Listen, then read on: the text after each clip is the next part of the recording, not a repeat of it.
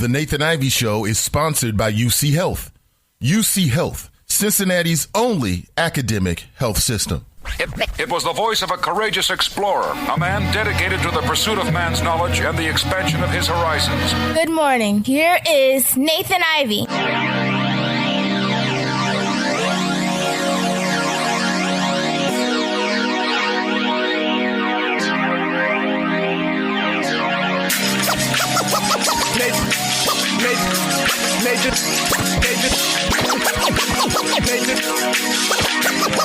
NathanIvey.com. Mr. Ivy know the show must go on. As far as Cincinnati, man, I put on. Tools made another flame beat for me to cook on. Raised arms, close fists, yeah, too strong. Team AI, chop it up at the chop shop. Top notch with the king flow, the hot shot. Cops watching, listen to the real, jumping like hopscotch. Nobody harder than, oh, no, think not. Not only citywide, but nationwide. Superlatives, keep it locked like them Haitian guys. Put the truth in the airwaves, we talk about it. Brand new like the templates, let's be about it. Who got the info by the AM? Jono be the rapper, got them jamming when they play him. Staying in my lane, they ain't gotta okay him. Who the host with the scoop? Yeah, they gon' say him. Ivy, so superlative like a bag of Grippos. Show you where the bricks at, Cincinnati red tag. One time where my people at. Team NI where my people at. It's the 5-1-3, yeah, you know the flow. What's the word, Nate? Let them know the show. One time where my people at. Team NI where my people at. Broadcasting live from Cincinnati, Ohio, here's the king of superlative flows, Nathan Ivey. Good morning. Today is Monday, December 19th, 2016. Did you tell your children the truth about Santa Claus? If not, what are you waiting for? You got one job, Craig. One job. Good morning. Currently 6 minutes after 7 a.m. We are broadcasting live from the Superlative Media Studios, a.k.a. the Clubhouse, a.k.a. Nathan Ivey Studio. And this is the Nathan Ivey Show. And I put together a smattering of topics on people, politics, and pleasure. At this core, this show is, it's a polite flow of criticisms and witticisms on people, politics, and pleasure. If you'd like to amplify your thoughts this morning, here is my number, 513-873-7134. Via the internet, we can be heard around the globe. But yet I'll ask, any vocal locals out there? My roots are in the Buckeye State. They are in the Buckeye State. Good morning to you. I hope you had a great weekend. I hope you got a chance to enjoy yourself. What did I say on Friday? Go out and get lucky. Whatever that means to you. Whatever that means to you. Is that family time? Is that some alone time? Did you really get a chance to sit down and just nestle into the couch with that book? Whatever it is, today's Monday. So I hope you enjoyed it. It is what it is. On Friday, we got a flash of what people call black ice, which, I'm not trying to retread old flows, but why does it have to be called black ice? I mean, isn't the pavement really gray in most cases? It should be called gray ice. But no, the man and his insidious plan. No, it's black ice. Another negative connotation associated with that word black. Damn. But did you get caught up in the black ice on Friday? I didn't. I was at home. I was at home on Friday, and then I decided that I was going to go out to the store. Now, check me out. I'm ignorant. See, number one, I don't give a damn about what these meteorologists say. I'll tell you off the top. I don't give a damn. I'll find out what the weather is when I put my face into the weather, like when I stick my head outside the damn door. What am I, a turtle? Weatherman this. So I'm not a big fan of the weatherman off the top of the game. I'm going to be honest with you. I mean, that's God's job. You don't know what the damn weather is? You don't know. You don't know. Now, unless it's something young and pretty, something beautiful to look at on TV. Like if it's just an excuse to throw up something beautiful and call her a meteorologist. Other than that, I ain't with it. For that, I'm all for it. So I'm not a big meteorology fan, meteorology. But anyway, so I leave the house. I'm going to the store, right? I'm going to run up to the drugstore and pick up something. I didn't make it to the car, fam. No. That black ice reached up and grabbed me and yanked me down my stairs. Damn black ice. Don't even sound good, does it? No. And so, I walk outside. I'm like, damn, there's ice everywhere. But, you know me, I'm a man. The damn ice ain't gonna stop me from going to the store. What do I look like? Wait. What do I look like? You think I'm gonna let a little bit of ice stop me? No. And I've been in this position before. I've left the house when there was ice on the on the stairs. I've got about nearly about 10 steps. Like if you walk in front of my house, there's 2 landings. There's one landing, and then like 5 steps below that landing is where you actually hit the street. Okay. And so I've been in this situation before. I'm not going to stay in the house with no damn ice. Put both hands on the railing, right? Just like mom taught me. Both hands on the railing, please. We don't want to fall. We don't want to ooey. And ooby, we don't want to fall. So I put 2 hands on the railing. On my steps per regulations, right? City code and all that kind of stuff. And the next thing I know, I'm at the bottom of the first landing, just sprawled out like come put the yellow tape around my body. I mean, sprawled out. Your boy was sprawled out. I can't even front with you. That black ice got me. Almost took me out the game, honestly. I mean, I'm lucky to even be on the microphone with you right now. Very lucky. If it wasn't for my amazing genes, my amazing genetic structure, and the fact that I used to work out 15 years ago, it wasn't for that, I'd be out the game. I mean, I remember like sliding down the steps because I was trying to hold on. Like, I mean, it's one of them things, man. I put one foot on the steps, and next thing I know, whoop, whoop, whoop. And then I slide down the steps. And it was almost like a cartoon where like you're making a sound and every time you hit a bump, it's like bum, bum, bum, bum, bum, bum, bum, bum, bum, bum, just like that, right down the steps. Head was bobbing back and forth. I could feel it all, but I had no control. I had no control, fam. I hope you get a good chuckle out of this, man. Brighten your day. No matter what happened to you on Friday, that black ice didn't get you, did it? It got me. I took an L, so all y'all didn't have to take an L. So I'm sliding down. These are concrete steps. I ain't talking about like these little wooden steps. What's a wooden step? I wish I had wooden steps. I'm talking about concrete, brand new steps with sharpened edges steps. That's what I'm talking about. Skin your knee up, skin your leg up, skin your whole body up type of steps. That's what I'm talking about. Now, of course, I had on jeans. And on my right, I'd say right below my knee, I mean, I got like maybe 6 inch to the white meat with jeans on. That's just me sliding down the stairs. That's how I'm telling you, I got deep down there. Hips all messed up. I might have to get a replacement hip now. I don't know. I'm not feeling a lot of sharp pain, but the dull pain is there. So now I got to call the doctor today and set up an appointment. Because a man at my age, I just can't shake it off, right? Damn. Where are my 20s? When I was 22, I'd fall like that all the time. Go up for a dunk, get undercut, do a somersault in the air, fall on your face. You get right back up. No big deal.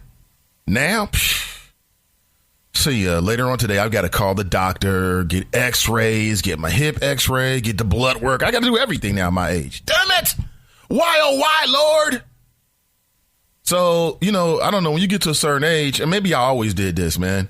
But so I'm laying there for like literally, I probably would lay there for about, I don't really know actually, because my head was spinning. Literally, I was like dizzy. So I don't really know how long I laid there. But I laid there for a second. I just did like a system check, right? With my internal like robotic voice, like legs check, arms check, chest check. Internal organs seems okay. I'm doing like a system evaluation, like I'm rocking an Iron Man suit or something. You know what I'm saying? And then at some point I'm like, okay, let's attempt to move. And I'm talking about immense pain. Just waves of pain, and then more pain, and then more pain, and more pain, and just waves and waves and waves and waves of pain. You get my point? And my dumb ass, I'm like, let me walk to the store. Let me get to the store. Because I'm still thinking, it's the man brain. I'm going to the store. You think I'm going to let some ice stop me? Still. I don't know if I got a broken hip. My leg is on fire. I don't know what's going on. My head is spinning. Only reason why I didn't go to was two reasons. One, my head started hurting. I'm like, shh, brain injuries. This is what I need. Great. And it was just too icy. Like there was ice everywhere. It must have rained on Friday here in the city of Cincinnati. And then I couldn't even walk in the grass. I couldn't walk in the street. I couldn't walk on the sidewalk leading up to where the car is. I couldn't do any of that stuff. I just walked back in the house and sat the hell down. I'm like, well, I guess God don't want me to go to the store. So I was like, I mean, damn, God, if you don't want me to go to the store, can you just send me an email? How about that? Can a brother get an email? Text message? I mean, can you join the friends who like the Nathan Ivey Show Facebook page? Something that's far less painful than what I had to experience. So that's what I've been doing all weekend. That was like Friday night, late too. Wifey didn't help me. I'm out there laying on the concrete like, Grapes! Did she come out and save me? No. Very next day, she's like, oh, baby. Oh, why didn't you call me? Had my cell phone in my hand, right? My cell phone was damn near down the street. Yeah, I had to surf to go get the damn cell phone. I was, you know what, not happy. I was not happy. To make it all the worse, man, it was some people across the street, like, I think they saw the whole damn thing. It makes it even worse. But I felt so hard that, like, you ever fall so hard, you don't really give a damn what people think. All you care about is being okay. That's the kind of fall I took. I was like, well, shit, so what? So it's the internet. I can say things like that. We grown folks. Get tough now. Get tough for the days that come. You can't take that, then. How you going to live in a Donald Trump America? So that's what happened to my weekend. I've been popping pain pills. Matter of fact, I need to pop some right now. My side hurt, my back hurt. You know, at first it was like, oh, I just hurt my hip. Now I hurt my back, my wrist. My left earlobe is on fire. The headaches have gone away a little bit, but it is what it is. So, damn black ice. That's damn black ice. Enough of me, more of the... Oh! Get to the chopper! So pushy. Damn, Arnold. But he's right. Let's get to the choppers. The pushy ass voice. Good morning to you. Welcome back. This is the Nathan Ivey Show. And I see Tanika's first inside the chop shop. Good morning to you. Hope you had a great weekend. Better than mine, Tanika. She writes, good morning, Nate and the choppers. I see Dante's number 2 inside the chop shop. He writes, good morning, Gmail choppers. I think he makes right. Good morning, all choppers. I think that's what he means. Or just good morning. Actually, Dante was second and third inside the chop shop. Rico writes, morning, choppers. Shout out to the women who brag about their good man to their jealous friends. Y'all better watch it. That's 1, 2, and 3. Dante, no, back up. Tanika, Dante, and Rico. It's a Monday, December 19th, 2016. Currently 7:17 a.m. in the Queen City. And I'm out and about during the weekend, like on a Saturday, and I run into a couple. And apparently they ran into some issues with the black ice. I know there was like there were some wrecks, some automobile accidents. Kiki writes, I read Mr. Ivy and the choppers, and 1, 2, 3, 4, 5, 6 lips. I needed those lips like a life raft to protect me on Friday, Kiki. Where were you? Hey. I'm laying out there like, Graves, crutch. Wifey's oblivious. She's sleeping. What is the use of having a woman if she can't be there for you? I'm like, man, down, pit down, talk show host down. Nobody came to help me. I better never have any issues in the front of my place because I'm done. Nobody came to help you, boy. Casey writes, good morning, Chopper, sending positive, powerful vibrations to you all. Absolutely. Good morning, Pat. Good morning, Casey. Good morning, Daryl. Tracy writes, I'm behind. I am behind the University of Cincinnati Police in St. Bernard. The police car came out of Elmwood. Why are they over here? Good question. Kelly writes, I'm sure they got a good reason behind it, too. Kelly writes, good morning, Nathan. Good morning, Kelly. Good morning, Tiffany. Truther writes, good morning, Steelers. I think that's what she meant. Yeah, damn Steelers. I think that in some like if you took the average of the amount of the Bengals games that I've watched this year, I would say the average is no more than like 5 to 7 minutes. I just haven't been that interested, quite honestly. Did I predict they were going to have a down year? No, I did not. But I wasn't surprised when it started to go downhill. A lot of people are saying that Marvin Lewis has worn out his welcome. He's taking his team as far as they can possibly go. What do you think about that? What do you think about that, Bengal fan, Houday fan, passive football fan? What do you think? I say Marvin should stay. So yesterday I watched the Bengals get up by 14. I'm turning channels. And then I took a nap. It's a Sunday. You know, I just had a traumatic blow on Friday. I've been napping all weekend because that's when your body actually heals. Okay. I've been going into like self-induced, just, hey, it's nap time. You know, so I took a little nap trying to get, my strength up to do the show this week. I wake up. It's like an hour after the game. I'm searching, I'm searching for highlights and I couldn't find any highlights. I'm like, uh-oh. That was a telltale sign right there. For very astute, like television watchers, like, potato couches out there, couch potatoes, should I say? Not potato couches, couch potatoes out there, the professional couch potatoes, you know what I'm talking about. You can kind of like, wait a minute, something's not right here. I'm getting no coverage of the Bengals. I don't know where I think it was a while. I went to ESPN, couldn't get any coverage. Went to the NFL Network, they were doing highlights of other games. I went to the big three networks. They were already on to other games. And finally it came up. I don't recall where it was, what network I was on, but it wasn't good. 24-20, huh? How'd that happen? Damn. And to the Steelers, no less. If there's one team that Cincinnatians hate to lose to more than anybody else, it's them damn Steelers, man. I'm going to go ahead and say there's nothing worse than a Cincinnati-born Steeler fan, is there? Nothing worth. There's nothing worse than that, a Cincinnati-born Steeler fan, but it is what it is. Be you. Be who you are. Be who you are. I can't hate on you, Angela. Crutha, I can't hate on you. And Angela writes a good morning. I will say this. I'm sick and tired of this little GQ coach that the Steelers got. What's his name, Mike Tomlin? I'm watching the game, what I saw of it yesterday. Now, listen, number one, there was no sun in Cincinnati because it was kind of like a cloudy day. And then number two, there was no snow, so he can't claim snow blindness. But why the hell for the whole game did Mike Tomlin have shades on? And I'm talking like the Tom Cruise shades. What? His wife better watch it. Take them shades off trying to look sexy on the sidelines. You ever watch football games with a lot of black women? And, especially here in the city of Cincinnati. Like if you watch football games with women and when they play the Steelers, don't women just betray the whole game? Oh, look at him. Oh, I'm like, damn, woman, I don't want to hear your cat calls about this Negro. I don't care. And explain that to me, Crutha. Why in the hell is your coach rocking shades in December? There's no snow, so I don't hear the snow glare. You can't use that argument.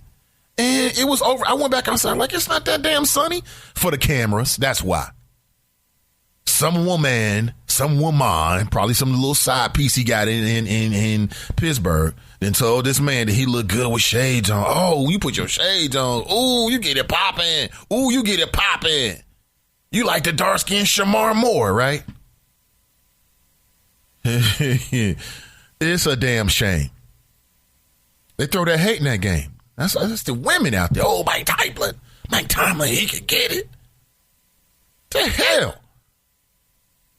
Angela writes, good morning. CJ writes, good morning, all. KC writes, good morning, all. Happy Monday. Squad affiliate salute. Deanna writes, good morning, family. Last day at work today. Won't see Duke till January 3rd. Hey, that sounds good to me. Oh, 2 weeks? What? 2 weeks. It's beautiful. Enjoy it. Man, Jennifer writes, good morning, all. And a heart. Tanika writes, oh, no, Nathan, I hope you're okay. Dang, black ice? Thank you for saying that. Thank you. Appreciate it. My wife didn't give a damn. She cared, but I'm like, grapes outside. She didn't hear me. Our psychic connection has been severed. It used to be a time when I could just feel something and she would like, I can feel you, baby. She don't do that no more. I'm joking. Tiffany writes, I hope you are okay. Boy, Did you go back in and tune into the news for the weather? No, I didn't, Tiffany. Actually, I went back in. I took like 4 Tylenols because I knew what was about to happen. And I think I even fell asleep before I bandaged up my took care of my wound, scratched myself to the white meat, as they say. But, it is what it is, man. I took one for the team, so y'all won't take. See, if you didn't take a spell over the weekend, I took it for you. Tracy writes, glad you're okay. We'll see. At my age, it's like wait and see now. Tomorrow, something else will happen. Lawrence writes, good morning, all. Dante writes, black ice got me. I feel you. They caught me off guard at 3 a.m. Heading to UDF. I was salty. Don't you just hate that? Especially if it's people around. I don't know. It depends. I mean, the older I've gotten, the more I just don't give a damn. Like, if I take a little slip, I take a little slip. I do what everybody else does. I look down at the ground like the ground reached up and grabbed me. Like, what in the hell? What the hell? These damn potholes? There's nothing on the ground whatsoever. You're just stumbling over your whatever, yourself. Damn, Shane. I'm surprised we don't see more of these dudes that's running around here with their pants sagging down. Black ice should be tearing their ass up because they can't get a wide stance to get a lower center of gravity. Speaking of which, I'm watching Revolt over the weekend. And I want to know, men, have you seen this out here on the market? And I'm not sure if I want to purchase these or not, but, maybe this is an example of, these hip hop vultures, these culture vultures, even in the fashion world, trying to make money off of anything that these hip hop artists do. But here's what I'm talking about. So I'm watching Revolt, and that's Sean P. Diddy Combs' music station, okay, where they actually do a lot of music. Unlike MTV. MTV's it's all about scripted programming now. Okay, and I got no problem with it. It is what it is. But anyway, so I think it was Young Thug, as a matter of fact. Young Thug's up on the stage. Or somebody, Migos, Young Thug, Drake. I mean, they all just kind of blend together on some level. So you got this hip-hop artist on the stage.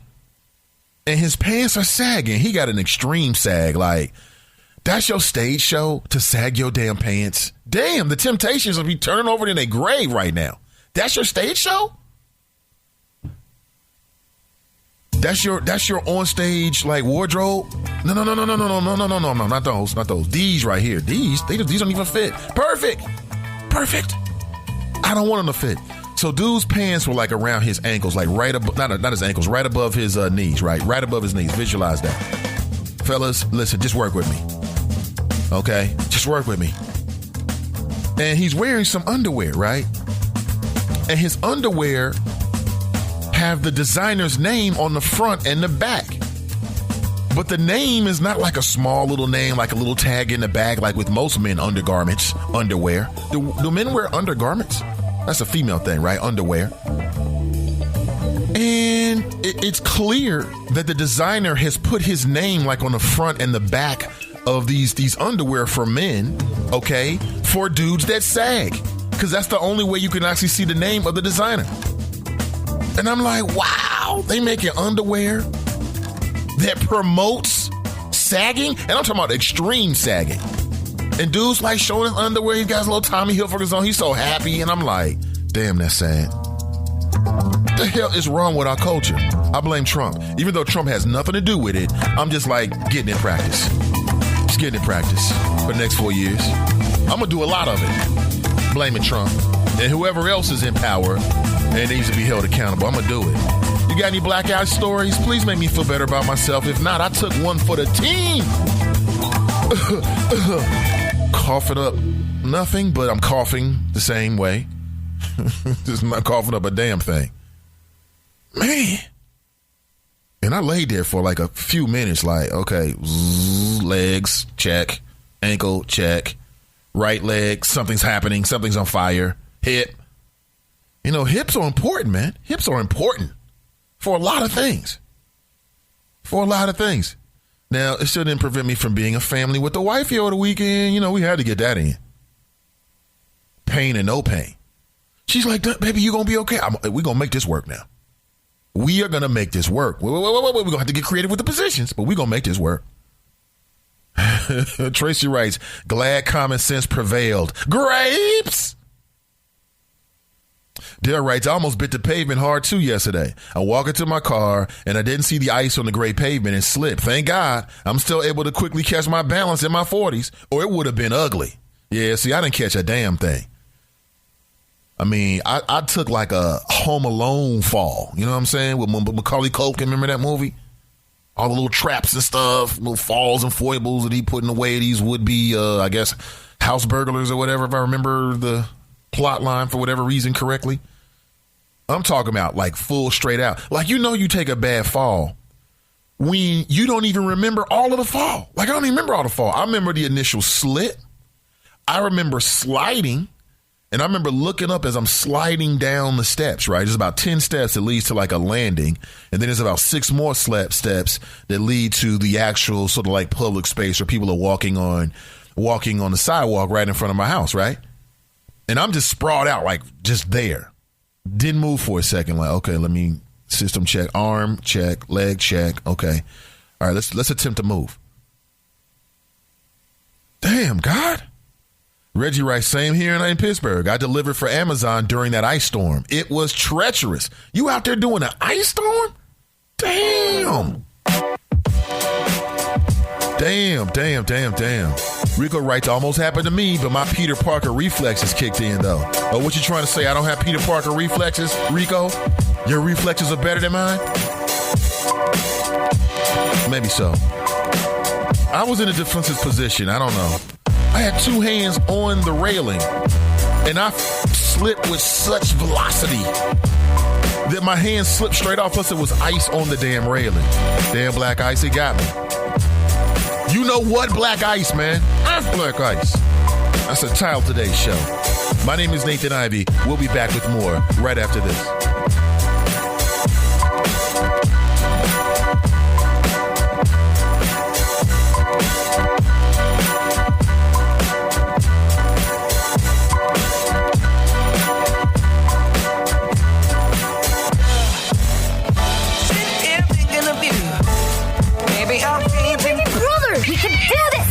All right, let's go. Storks know how to keep kids safe. Do you? What? Oh my gosh, you don't know. I know. You don't. Oh man, you laugh when you're uncomfortable. No. Making sure your child is in the right car seat is one of the steps to safer travel. I will rock this. You will rock this. To know for sure that your child is in the right car seat for their age and size, visit safercar.gov/the-right-seat. Cool. Very cool. Brought to you by the National Highway Traffic Safety Administration and the Ad Council. Dad, this is fun. I didn't think I liked kayaking. Well, I'm glad you enjoyed it, but I think it's time to head back in. Okay. Can we come back? Sure. Tomorrow? Let's check with Mom. Hey, be careful getting out of the boat. It's a kayak, Dad. I'm going to return the kayak. Just make sure you have everything. Yep. Can we walk home? Dear John, How about a taxi? I was hoping it wouldn't come to this, but you've left me no choice. I'm leaving. Uncontrolled high blood pressure is really serious, and lately you seem to really not care. I've been there for you since day one, and I know you think I'm going to keep ticking. But no, my friend, I can quit whenever I want. Why can't we get back to the good times, when we were more active and ate more healthy foods, and you checked on me every once in a while? Is that too much to ask? I don't want to leave, but unless you stop ignoring me, what else am I supposed to do? Remember, when I quit, you quit. Sincerely, your heart. Listen to your heart. Don't let it quit on you. Doing the minimum to control your high blood pressure isn't doing enough. High blood pressure can lead to a stroke, heart attack, or death. Get your blood pressure to a healthy range before it's too late. Find out how at heart.org/blood pressure. Check, change, control. A message from the American Heart Association, the American Stroke Association, and the Ad Council. My apologies. I just realized that we had maybe perhaps a gap in our broadcast. My apologies. Totally on me. That will not happen again. It's a very unpleasant feeling. Good morning. Welcome back. Nathan Ivey with you. And I see something's going on with Corinthia. She writes, good morning. Keep me in your thoughts and prayers. Listening from a hospital bed? The hell? What's going on? That black ice kitchen? What's going on, Corinthia? Hope you're doing all well. Absolutely. Tanika, she says it best. She says prayer, Corinthia. Absolutely.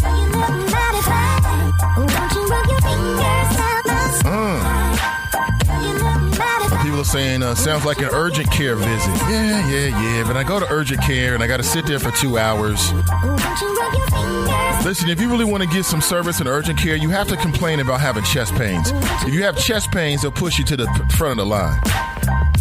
And I don't have chest pains. I could say I had some chest in my pains. I mean, my pains in my chest. See, my brain's still discombobulated from that ferocious blow dealt to me by Black Ice on Friday. It was ferocious. Woo. Pam writes, good morning, Choppers. Get well, Corinthia. Absolutely. For real. Truther writes, stop crying. You all lost. Tomlin is fine. See, I can see it. You can see that a lot of women is blowing up Mike Tomlin's head. Like, he may not look like it, but I bet you he in a lot of people's DMs and people in his DMs. I mean, I ain't hating on the brother. He got it like that. He got it like that. But I'm like, why was the coach of the Pittsburgh Steelers yesterday wearing shades? I live in Cincinnati. There was no snow. Like, if there was snow out there and he's like, listen, I don't want to get that glare. Okay, I get it. If it was sunny, no. This dude's rocking shade. What the hell are you? Maverick or something? But I bet he's doing it for the women. Black women love Mike Tomlin, which means that there's some white women that just love Mike Tomlin. And I'm like, that's why I can't really watch the game with my wife and her friends. Because when she gets around her friends, she kicks into black. She kicks into female mode. Yeah, your women shift. You know, the way and the manner and this kind of stuff and the language that women use with like as your husband, as their husband, or like their boo or fiance or longtime boyfriend or whatever. Man, listen, that's completely different than how your woman may talk when she's with her friends. And I've been privy to it. And they go, oh, look at this. I can't even watch it. You're not even really a sports fan. You're not talking about the X's and O's. You're talking about the way the uniform is rocking on the bodies of the damn players. I don't want to hear that. I hear that. Tiffany writes, good morning, everyone. Kashana writes, good morning, Chop Shop. Bobby K writes, good morning, listening from Kalamazoo. No black ice here, just snow. What's up, Bobby K? Glad to have you, brother. My apologies for that pause. That was totally on me. As I went into the break, I had to step away, and I thought I had some things that were set up to run automatically, and in fact, they were not. That will not happen again. That will not happen again. I'm very disappointed in that. Reggie writes, my van started sliding down a black iced hill in park. That was scary. What? Yeah.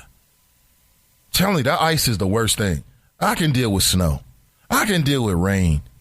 But ice, you can't even get, like, I live on a little bit of an incline, like a little bit of a hill. And when the ice is on the streets, it's impossible. I have to come from the top of the hill and then kind of do a slingshot into my driveway because I cannot go up the hill. You know that's dangerous. You know it's fun, but you know that's dangerous. Shannon writes, good morning. Tracy writes, Nate, you are crazy as hell, still trying to get it in with a bad hip. You crazy, yeah. You know how it is, fellas. You were home with your lady, and she got them damn yoga pants, man. I don't know what's caused more babies, Jodeci or yoga pants. I don't know. I'm going to go with yoga pants. Something about she just kind of walked past you like, do. You know how women do. I'm like, word, where you going? Like, I'm living with this? Let me get reacquainted. Miss D writes, greetings. It's just what is it that yoga pants wear, sweatpants, ponytail, kind of big sweater maybe on, sweatshirt. Why the hell is that so damn sexy? Why? Miss D writes, greetings. John writes, glad you're okay, Nick. I think Black Ice should be your superhero name. Black Ice, huh? Nathan Ivey is my superhero name. We'll work with that one. Akeem writes, morning, Choppers, I'm here. Kush writes, good morning, Choppers. Pan writes, welcome, Bobby. Absolutely. Yeah, that's my bad on the phone, on the sound. That was totally on me. You know me, I'll take all responsibilities when necessary. Dare writes, that phone exploded on CeeLo. Was that staged or was it real? ?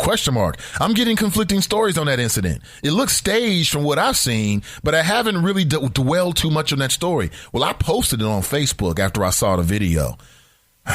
And then it was revealed that it was just a hoax. Matter of fact, CeeLo Green, he went online to let everybody know that he's okay and everything's okay. Oh, I still got this queued up from last week. This is hilarious. Hi, I'm Zacharias Holmes. Remember this guy? This is the suicide vest. Yes, it is a suicide vest. Yeah.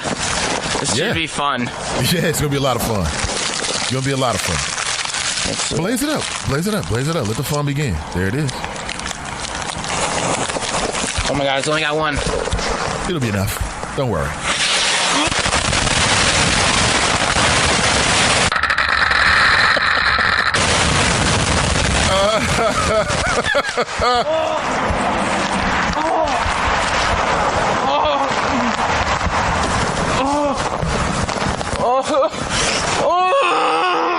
Dumbass, I don't want to hear you whining. You put the vest on. I don't want to hear you whining. I don't hear you whining. All right? Put the vest on. You want to perform for the people, you performed. Okay? Be happy with that. Keep all that whining to yourself. But CeeLo Green, he went on, I think it was like Instagram. He posted some kind of video. And hold on, I'm looking for it right now. In which he talked about how it was just basically, he's okay and he didn't mean to cause anybody any emotional stress. I'm like, well, I didn't feel any emotional stress. I mean, it looked like he got knocked out. Like, if you haven't seen the video, it's on my Facebook page, my personal page right now. I know many of you are already on my personal Facebook page, so you can get it very, very quickly, a couple of clicks, okay? Nathan Ivey if you're not. I got two pages. One's the official show page, the Nathan Ivey Show, then my personal page, Nathan Ivey, okay, on Facebook. And so he's like sitting in the producer studio, he's just chilling. And he's got a phone in his hand and he's just chilling. And then at some point, if you really pay attention to the video, he's sitting in the producer's chair and he's like swinging around, sort of carelessly in rhythm with the conversation. We've all done it before, okay? And at some point, as he's swiveling around in the chair, he swivels to a position where his back is to you. And if you look at the phone near his head, you can clearly see smoke coming out of the phone. Now, later on, people are saying it's a hoax or I don't know what it is. I don't know what it is. It looks pretty real to me, but if they say it's a hoax and it was a production, then that's what it is. But anyway, so you can see the phone smoking, and then you hear this smack, boom, and you see light, okay? And you see just a plume of smoke. And I mean, it went off like right next to his head. It appears to stun CeeLo Green, right? And he just falls just in a big heap straight out of the chair right onto his belly. Okay, his belly protected his face. If he didn't have so much belly, he would have fell straight on his face. But thank God for all that little belly. He fell straight on the belly, so he's okay. And he just lays there for the rest of the video. He doesn't even get up. And people are like, is CeeLo Green dead? And then he released a video in which he said, no, folks, I'm not dead. I'm still here. Everything's okay. And then I started hearing all this stuff about how it was made up. I don't know if it is or not. It's interesting, though, nonetheless. Boy, we got to go through the echoes, technical difficulties, people can't hear, Tracy writes, he wears shades all the time, Nate. Yeah. No. Listen, you wear shades for a purpose. The hell are you, a GQ model or are you a football coach? That's Mike Tomlin all getting caught up with the cat calls he's getting from women. I'm watching the game like, damn. Well, then Marvin should start rocking some shades then. The hell? Tracy writes, urgent care in Springdale, far from you, will have you in and out. Yeah, it's far from everybody. Tracy writes, I watch football just enough to see him. See, Tracy, I hate to say this, but see, people like you are the problem. You're emboldening this man. He's a football coach. He ain't some kind of GQ model. He all right. Damn. Can't even watch the damn game without these cat calls.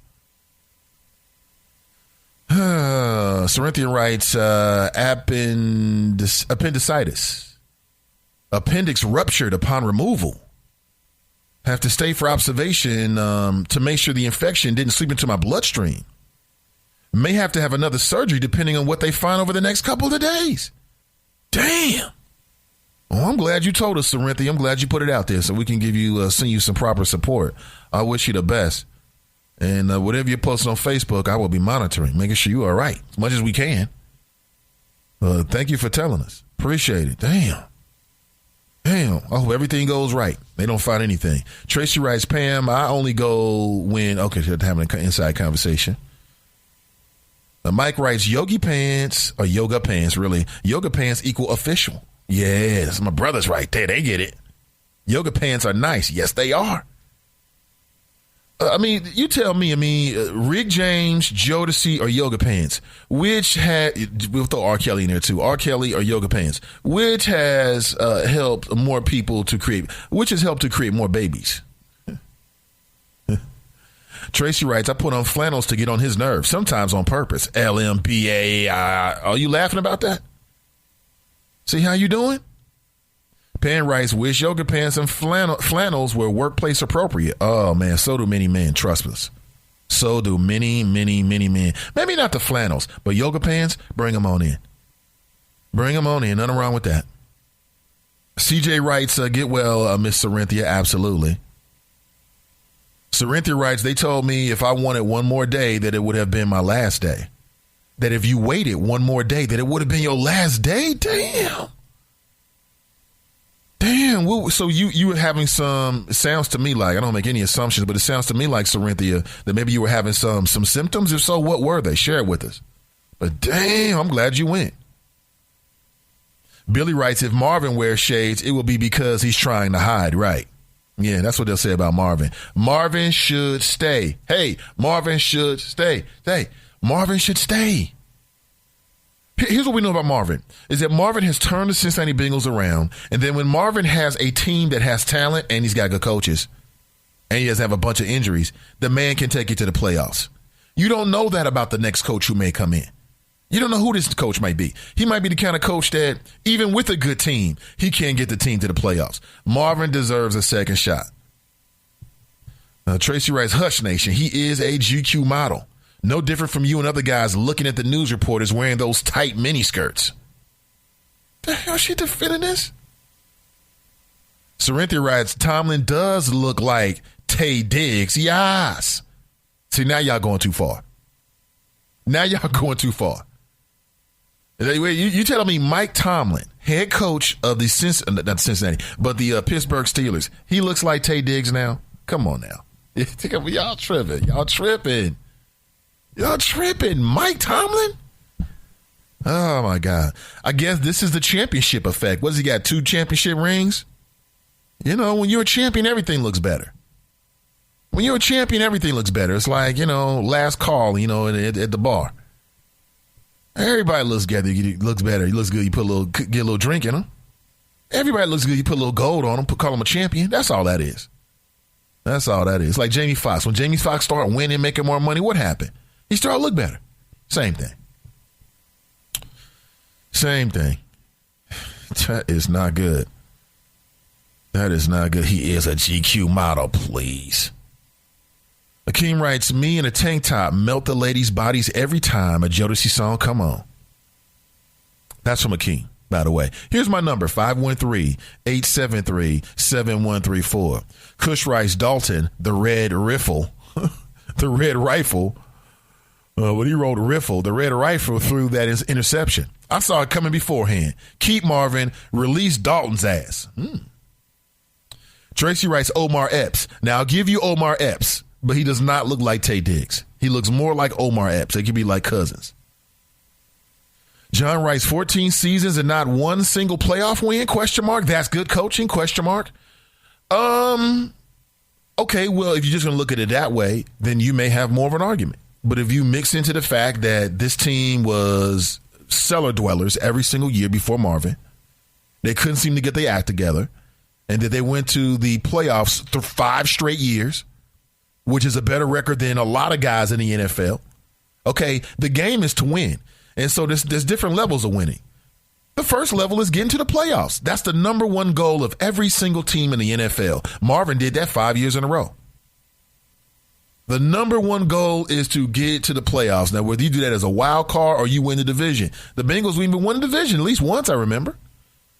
So, I mean, it's all about your philosophy. Like, if you believe in that whole Golden State model where you get one coach to take a team almost there, and then you bring a brand new coach in who in a lot of cases seems to be a white coach coming in for a black coach, takes over, boom, wins big. Well, it's not. Let me take the race out of it. It doesn't really matter about the race, actually. It just happens.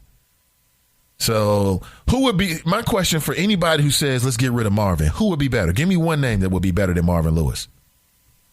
And before you start throwing out names, just remember what happened with the Cincinnati Reds. The Cincinnati Reds had gone to the playoffs twice, 2 years in a row. Had the Cincinnati Reds gone to the playoffs 3 years in a row, that would have been like some kind of record within like the annals of record keeping for the Cincinnati Reds organization, right? I don't think they've done that in a very, very long time. Gone to the playoffs 3 years in a row. So they go to the playoffs twice. They lose twice. It was the players. I watched some of the games. The players were absolutely pathetic. It's like they had no heart. You know, they get rid of Dusty Baker. Now, all of a sudden, they're rebuilding every single year afterward. They're horrible. Nobody really wants to watch them. Cruther writes, Mike Tomlin looks better than Tay Diggs. What? Again, I'm no judge of that. Everybody has their own opinion, but see, you're a real Steeler fan. Cruther, are you a Steeler fan or a Mike Tomlin fan? Which is it? Tanika writes, Mike Tomlin equals Tay Diggs? Question mark, not. Tracy writes, I didn't know Mike Tomlin used to live here. How did I miss that? Because without the clipboard and the Pittsburgh Steelers name behind him, he's just a little ordinary looking Negro. That's why. It's just very simple. Pat writes, Tomlin looks better than Tay Diggs. What? Okay. I'll take your word for it. Wanda writes, he fine as heck. Woo-woo. Lawrence writes, the problem is they let Hugh Jackson go. Well, he had a big opportunity when he became a head coach now of the Cleveland Browns. Looks like they may not win a game, which means they'll be number one in the lottery next year. So it is what it is. Sometimes you got to crawl before you run. Like we doing with the Nathan Ivey show. Deanna writes, praying for you, Corinthia. Absolutely. Oh, my God. This is funny. Tracy writes, LOL, Nathan, glasses are everything. See, that's Mike Tomlin. Y'all let him come to Cincinnati and get some kind of victory, rocking his little GQ shades. There's no snow. There's no sun, but he's got shades on. Come on. Who's the star of the team? Is it players or is it the coach? Which is it? I don't know. I'm just throwing hate in the game. That's all. I can admit it to you. This is just pure, straight up hate. That's it. Nothing more. Rico writes, let's get Jeff Fisher to teach this city a lesson. Marvin is better than anything we gonna get in the future. He's right about that. I agree. Dare writes, Marvin isn't a problem. The Brown and Blackburn family are the root of the Bengals problem, and real football owners like the Rooneys would have dismissed Marvin a long time ago or put in a front office position. Marvin got a head for good talent. That's it. People hate on this man. Let this man live. Let this man live. Let this man live. Marvin's doing great work in the city of Cincinnati. He's doing great work with our children. And the team, they had it happens. It's a competitive league. You're not going to make the playoffs every year. Be thankful. See, what happened is last year people got spoiled. We start 7-0, 8-0, something incredible. So now people think, well, that's the way it's supposed to work every single year. No. I mentioned to you that CeeLo Green spoke out. Here's that video. Check this out. And truthfully, I'm really upset that anybody had to be emotionally disturbed by what they saw today. What happened, CeeLo? Actually, what you saw today was a clip from a smaller video that we were shooting, for a new project I'm doing called Gnarly Davidson. And it's supposed to set up the new, set up and introduce the new character identity. You know what I'm saying? And, okay. Forgive me, y'all, I'm still going to release the music though, you know what I'm saying? But first and foremost, and for everybody that love me and care about me, I just want to let y'all know that I'm okay. Okay? You know what I'm saying? And I want to just thank everybody know. Oh, there it is. That's CeeLo. He says it was just like a video for video promoting a video, basically. Tracy writes, the coach is the star. 100 and then 1, 2, 3, 4, 5 stars. Y'all funny. I see why y'all watching football. Well, it's Tracy's right. That joke was very cruel. Speaking, I think she means about CeeLo Green, but it doesn't sound like it was a joke. It sounds like, if what he's saying is correct, It sounds like it just got released. I guess maybe a little bit of a joke, though, right? Because if you know it's not real, you want to see how people are going to react to it. And people are like, oh, CeeLo's about to die. We can't let CeeLo Green die. He's one of our great musical geniuses or something like that. I posted it because I'm like, wow, this is crazy. Now, you got a call from the cell phone. People like, wait a minute. We got enough issues. The last thing we need is for celebrities now to be getting taken out by their cell phones. Let me talk just a little bit of politics again. Just a little bit. Okay.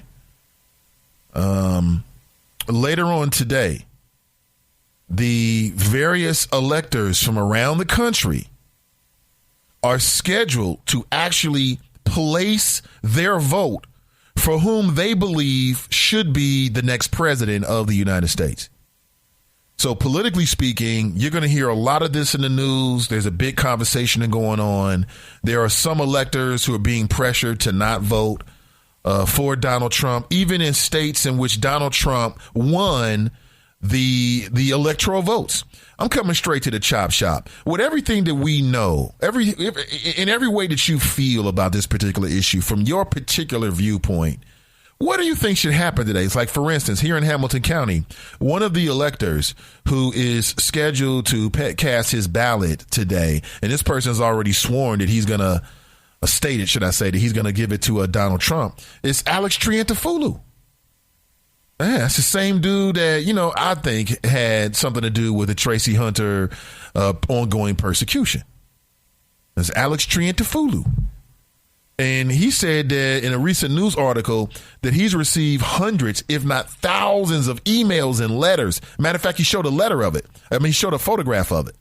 And in some cases, people are urging him. Now, he's the chairman of the Republican Party here in Hamilton County. And he was also at the RNC. I ran into him several times. And I'm like, hey, Alex. I just scream his name, let everybody know he knows the black guy. He's like, hey, Nathan, you still here? It's like, yeah, man, they ain't got me yet. They ain't strung me up yet. I'm still here. So we had a couple chuckles about that. I tried to convince him to go out and party with me. I could kind of tell he wanted to, but he was with another guy who was real like, sticking there, what I'm talking about. I was like, come on, y'all partying? Let's go party, It's like, nah, man. Go home and read my Bible. Now, his partner didn't say that, but that's essentially the kind of, vibe I got from him. Like, no, I got to call my kids and be in bed by 7:30. I'm like, man, you're at the RNC. You're a Republican. You should be partying out here. So I got to be in bed and get my warm milk by 7:30, Nathan. Nope, none for me. And so people have been like hitting him up, like trying to get him to not vote for Donald Trump. And that's a waste of time. The people like Alex Triantafulu are juiced into the game. Here's how I know. Because having spoken with Alex Triantafulu on and off the mic many, many times, he understands the game that he's playing. He understood the game that he was playing with Tracy Hunter. He understood it. He understood what he was doing. Even throughout the campaign, I remember that he and also a city council member from the city of Cincinnati by the name of P.G. Sittenfield, they were both guests on a weekend news show called Cincinnati Issues, I believe. I got a chance to watch that clip, and they kind of debated during the height of the campaign as to who would be a better fit for America. And at that point, it was clear that Donald Trump was not the right choice.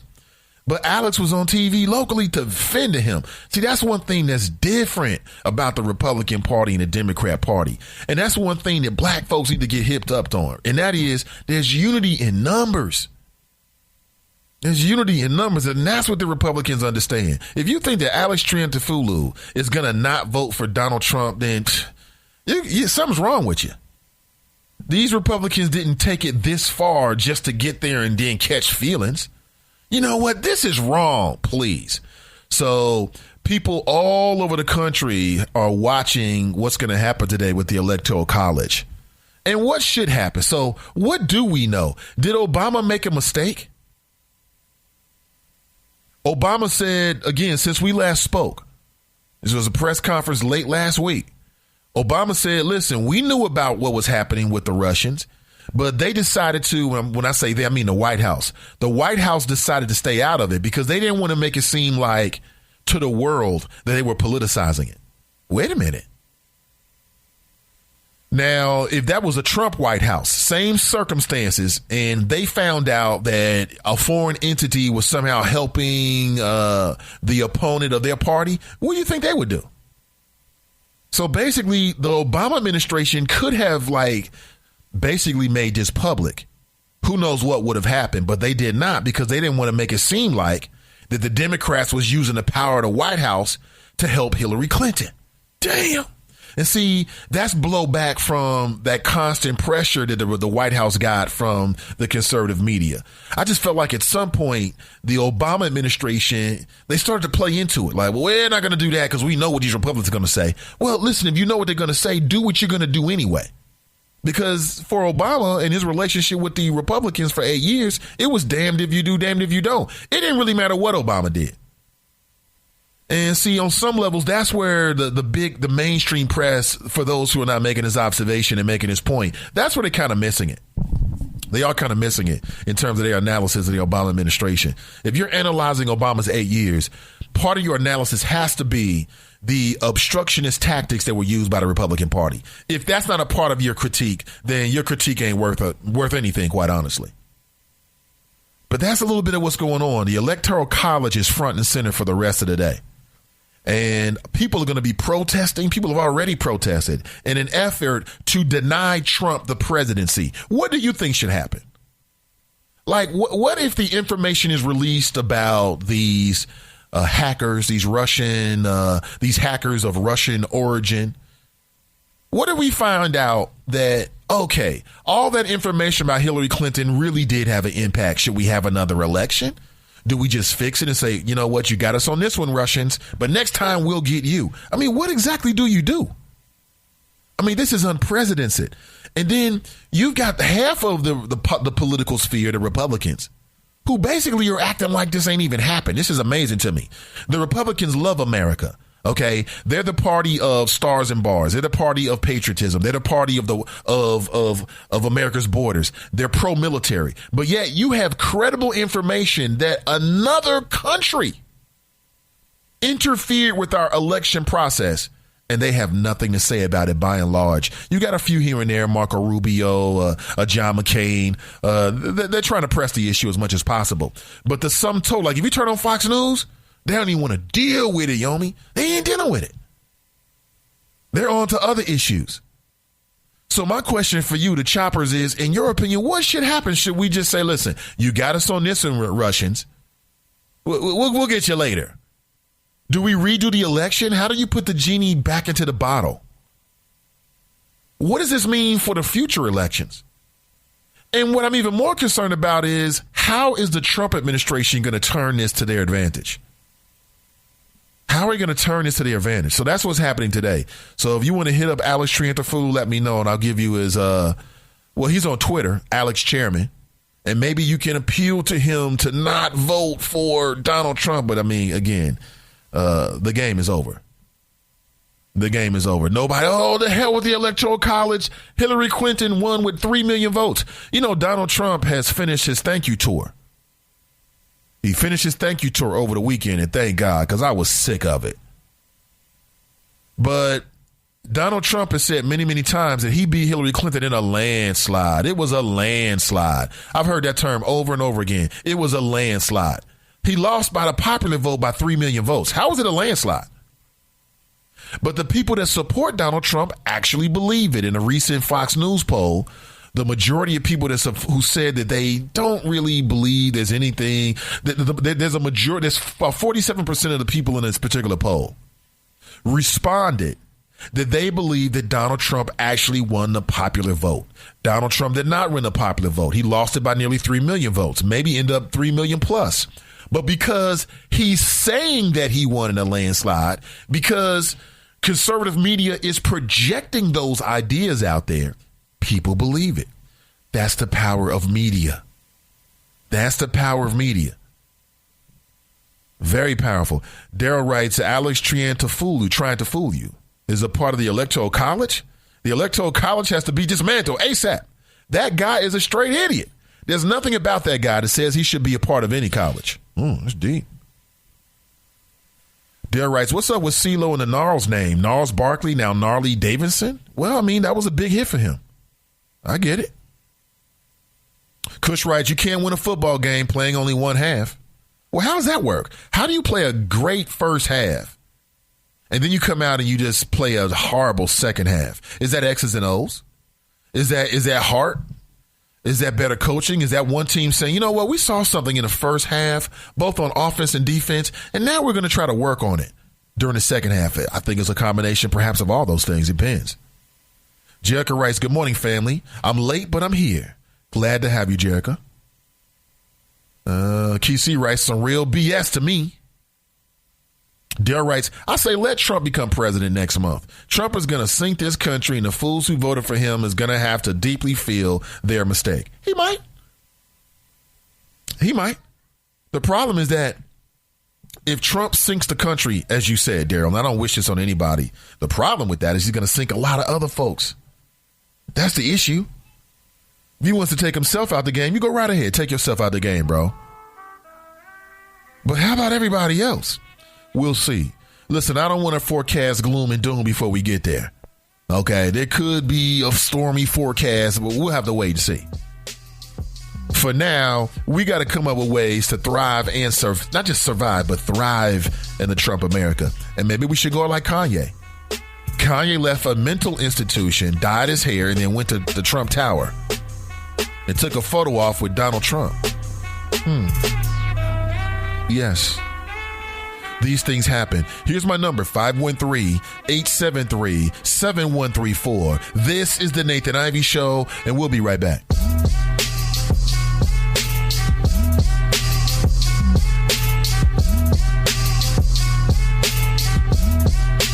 Hey, what's up, everybody? I'm Jason Derulo. I love that music connects to people all over the country. But unfortunately, so does something else. Childhood hunger. 15 million kids struggle with hunger right here in America. And yet, every year, billions of pounds of surplus food in the U.S. go to waste instead of going to the children in need. Feeding America is working to change this. The Feeding America nationwide network of food banks rescues this surplus of food to help provide meals to families in virtually every community in the United States, including yours. But they just can't do this alone. Join me in the fight against hunger in America. For more information on what you can do to get involved, visit feedingamerica.org. That's feedingamerica.org. Together we can solve hunger. Together, we're Feeding America. A message from Feeding America and the Ad Council. Hey, America, we need to have a little talk. I don't know if you've noticed, but we got a lot of food in this country. A lot of peaches, a lot of corn, a lot of apples, a lot of everything. We've got so much food that we can't even eat it all. So if we got all this extra food, how are 17 million kids in America struggling with hunger? I just don't get it. That's why the Feeding America nationwide network of food banks gathers surplus food and gets it to the hungry kids who need it. They can get you food even if you live in Idaho or Alaska or somewhere crazy like that. This isn't complicated. We got extra food and we've got hungry kids. Feeding America's done the math. Now it's your turn. Support Feeding America and your local food bank at feedingamerica.org. I know you got internet on your phone, so what are you waiting for? We can't do it without your help. Brought to you by Feeding America and the Ad Council. Today, my new dad threw a barbecue. Today, my new son and I threw a barbecue. There were burgers and chicken. I burnt everything. The burgers, the chicken, the salad. They were delicious. They were awful. And then we had watermelon. I'm allergic to watermelon. And then we played catch. I broke Mr. Lewis's window, Mrs. Wakeham's window, Mrs. Wakeham's windshield. And then, somehow, my hand. My hand! And then my dad even let me drive his car. The hospital's on the right! It was a rough day. It was a great day. You don't have to be perfect to be a perfect parent. Thousands of kids in foster care will take you just as you are. For more information on how you can adopt, visit adoptuskids.org. A public service announcement from the U.S. Department of Health and Human Services, Adopt U.S. Kids. Kubo, what have you got planned for today? Come on, this way. Adventure can be found anywhere, but the best place to start is in the forest. It's the most powerful magic there is. Head outside to discover incredible animals. Wow. And beautiful plants that come together to create an unforgettable adventure. So grab your loved ones and explore a world of possibilities. Visit discovertheforest.org to find the closest forest or park to you. Brought to you by the Ad Council and the U.S. Forest Service. 6, 5, 4, 3, 2, 1. You'll never have the sacred stone. Oh, this you crazy mother.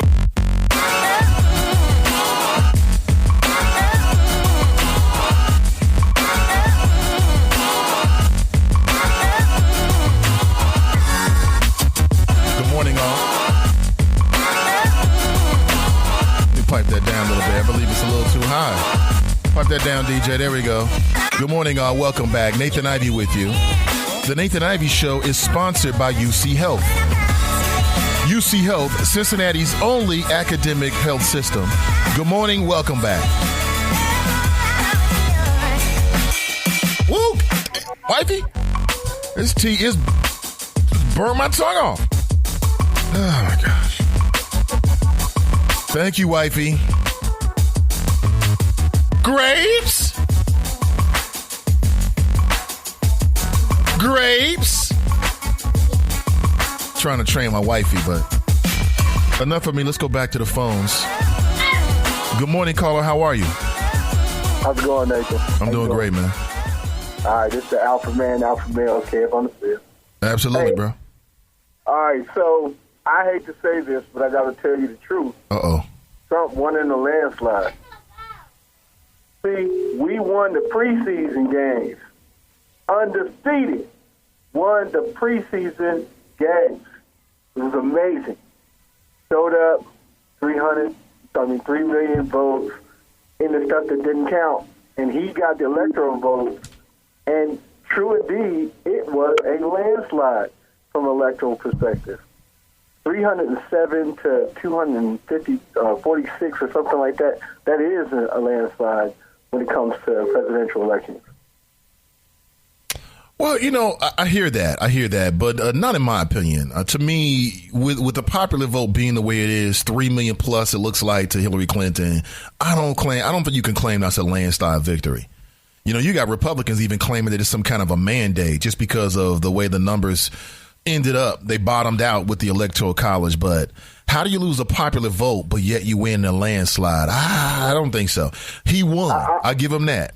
But to say it's a landslide, I think that's spinning on the Republicans' part. Well, look, here's what I believe. I believe that in order to beat your opponent, you have to clearly see where your weaknesses are and strengthen them. It's like the Bengals, man.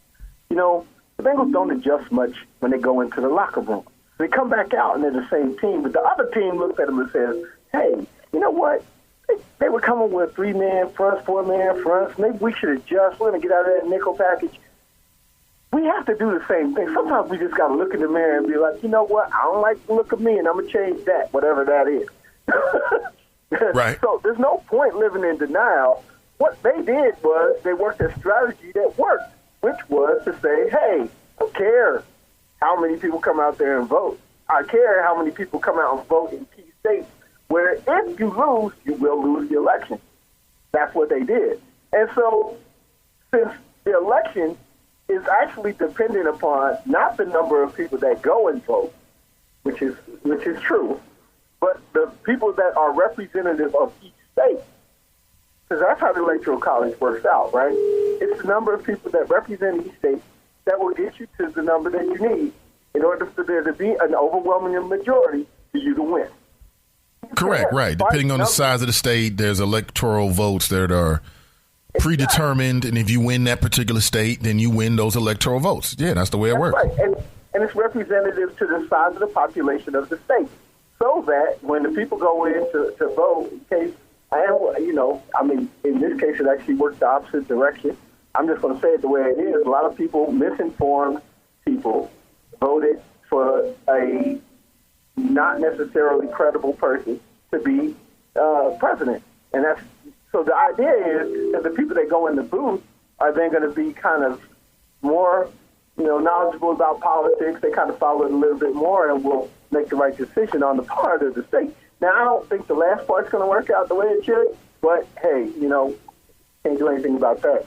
But we got to look at the great game plan, Nathan, and adjust accordingly, right? So we got to make moves. The number one thing that I saw this election season that blew me away was I didn't see the get out the vote campaign for the Democrats. I just didn't see it. I know in 2004 when I canvassed in 2004, there was people everywhere, man. Not 2004, I'm sorry, 2008. In 2008 when I canvassed, there were people everywhere getting out the vote. And they were like, hey, are you signed up? Get signed up. Today's a good day to sign up. You can go online. You can go, and I didn't see that. And I think that has a lot to do with telling you who's going to go vote. So, I don't know. But he won his landslide. His landslide, in terms of the Electoral College, he absolutely won a landslide. I don't think he's misspeaking at all. Well, again, I get it. To me, it's some of that Republican spin. They're running around talking about it was the greatest thing in history. And that was because they had lowered expectations. They thought they were going to lose. So because they won, when everybody predicted they were going to lose, now there's some type of political geniuses who accurately understood the undercurrent of the American electorate. Nah, not really. I think there was a lot of issues going on, not the least of which was the Russians, not the least of which was suppressing black votes in southern states. So, all of that had an effect. And then I think Hillary she didn't run her best game, basically. Hey, Dave, I'll tell you this. This is the last thing I'll say. They ran on the most base human emotions that you can ever play to. And that is hate, hatred, fear, all of those things. There's only two things that make people move. That's what they say, fear and love. And so, they couldn't get love, so they went the other way. And I'm still very hopeful. I actually think that Donald Trump's going to make an amazing president. I don't think he's going to do nothing. And I think I don't think he's going to do anything, not one way or another. He's just going to be in office, and he'll be flying around in the jet. And, it's going to be amazing. It's going to be huge because he's going to do nothing. And, at first he's going to have a Republican Senate that's going to have something to prove, so they're going to do something. And then he's going to end up with a Democratic Senate, and they're going to have something to prove, and so they're going to do something. But the man himself, he will be a figurehead. That's my prediction. All right, man. Take it easy. Appreciate the flow, man. Hey, appreciate you. Happy, as always, man. Merry Christmas and happy holidays to you and your family. Yeah, same to you, brother. Take it easy, man. Absolutely. Love the flows. Love the conversation. Here's Donald Trump thanking Americans. I think I have a clip of this. He is thanking black Americans, African Americans, for not voting for Clinton. He's so happy that African Americans did not vote because he knows that if they had voted, then more than likely they would have voted for Hillary Clinton. So he's so happy about it. We'll play it in a second. For now, let's go back to the phones. Caller, good morning and welcome to the show. Good morning, Mr. Nathan Ivey and the good people of Cincinnati. Sounding better, John. Good to hear you, brother. Good morning. Good morning to you. Well, it's a great program you're having so far. Let's look at it. I don't know if you had a chance. Before we get to the hacking, let's go right directly to Barack Obama and his so-called flimsy speech, 90-minute speech on Friday. He wasn't talking about nothing for all you supporters of Barack Obama. He didn't say nothing. He didn't talk about nothing. He just gave you lip service like he's been giving you lip service for 8 years. Well, I think you did more than that, but go right ahead. I'll say it once and I'll keep saying it.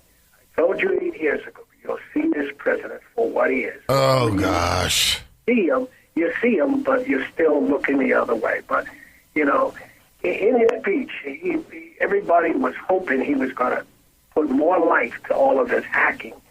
My mother. And he did. Well, he didn't really say much about this hacking. But let's put it this way. John, the president did what you would expect for him to do. He came out and out of his own lips, he said, yes, the Russians were behind it. That's powerful because he's legitimizing what a lot of people think are just like a whisper campaign or some kind of rumor campaign to get back at Donald Trump. No, he said, no, this is a real thing, and this is why we didn't act during the election. You know, my mother used to always say, if you say a lie enough, the idiot people out there will begin to believe the lie. You keep saying the lie over and over and over again. I'll give you another example. Well, let me give you an example, like when people tell themselves their vote don't matter. Well, if you keep saying hacking, Russian, well, the idiots out there will begin to believe this mess. But not too many people take the time and read and realize, I'm sure you know what the NSA is, a secret security system sponsored by the federal government to hack and leak. They all hack all over the world. Russians, Japan, China, Israel. Oh, Israel is the biggest hacker. So what are you saying? It doesn't matter if the Russians hacked into the DNC and tried to impact our election? They all hack. They just don't want to get caught. But it's been proven the Russians, they hacked. But the problem was the leak of the information. You can look at WikiLeaks, okay, you can look at Snowden, all these groups. No. The leak came from the NSA, the American-sponsored hacking group. They put that little hack out there, yes. It didn't help that Hillary had baggage. Yes, it didn't help that the FBI director was heavily involved with the indict, not the indict, not today. All of this was a setup to get the people to believe in now what we're hearing over and over and over again, the stupid hacks. Which the stupid hacks means nothing. So let me get this straight. But the email, let me get this. This country's so messed up. We spent, I mean the media and everybody else spent a lot of time going over Hillary Clinton's emails. And there was so much of an importance put on her emails. Everybody cared about emails. But now we have information that the Russians may have hacked into into the DNC to impact the election, and that's not a big deal? Come on, John. Something's not right here. I'll keep saying it to you once again. They all hack. You just don't want to get caught. That's not the point, though, John. The point isn't if they all hack. The point is, why did here's a question nobody's asking. If, in fact, the Russians did want to influence the election in favor of Donald Trump, the question is why? What do they want? And is it going to be at odds with the interests of the American people? That's the number one question. Well, you say the question's why. Once again, I'll keep saying it again. Say the lie over and over and over again. The people get manipulated. Now, let's go deeper into this. Now, all of these states that are surfacing, realizing that your vote was compromising. What state was that? South Carolina, North Carolina? A group of blacks kept going to the voting poll, and when they get to the polls, they were told, oh, you already cast your vote already. No, we didn't cast our vote. They went to the polls not once, but twice, and they were denied. So how many other states were doing this? Barack Obama knew about this stuff since July of last year. So what did he know that he didn't tell you, in that ridiculous press conference? That was all a smokescreen to cover up and protect his butt, as well as cover up other people. Why would Barack Obama do that, John? It doesn't make any sense to me. Well, I'm not saying it doesn't make sense, but I'm just not finding the sense in it yet. How does that make sense? Barack Obama found out that the Republicans were trying to take black votes prior to the election, and he said nothing about it. Barack Obama knew in July of last year this hacking was coming down the pipeline. He could have stopped the election right there in his track and said, wait a minute, hold on a second. We have information that this election may be compromised. And if it's going to be compromised, fine.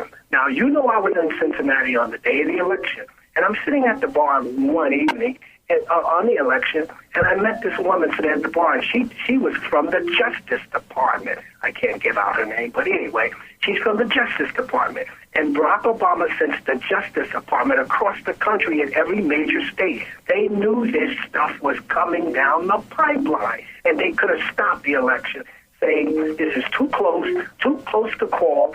This is almost like Gordon Bush all over again. Here we go again. You know me, history repeats itself. So they knew about it. So you can point fingers at the Russians. You can point fingers at this person, that point.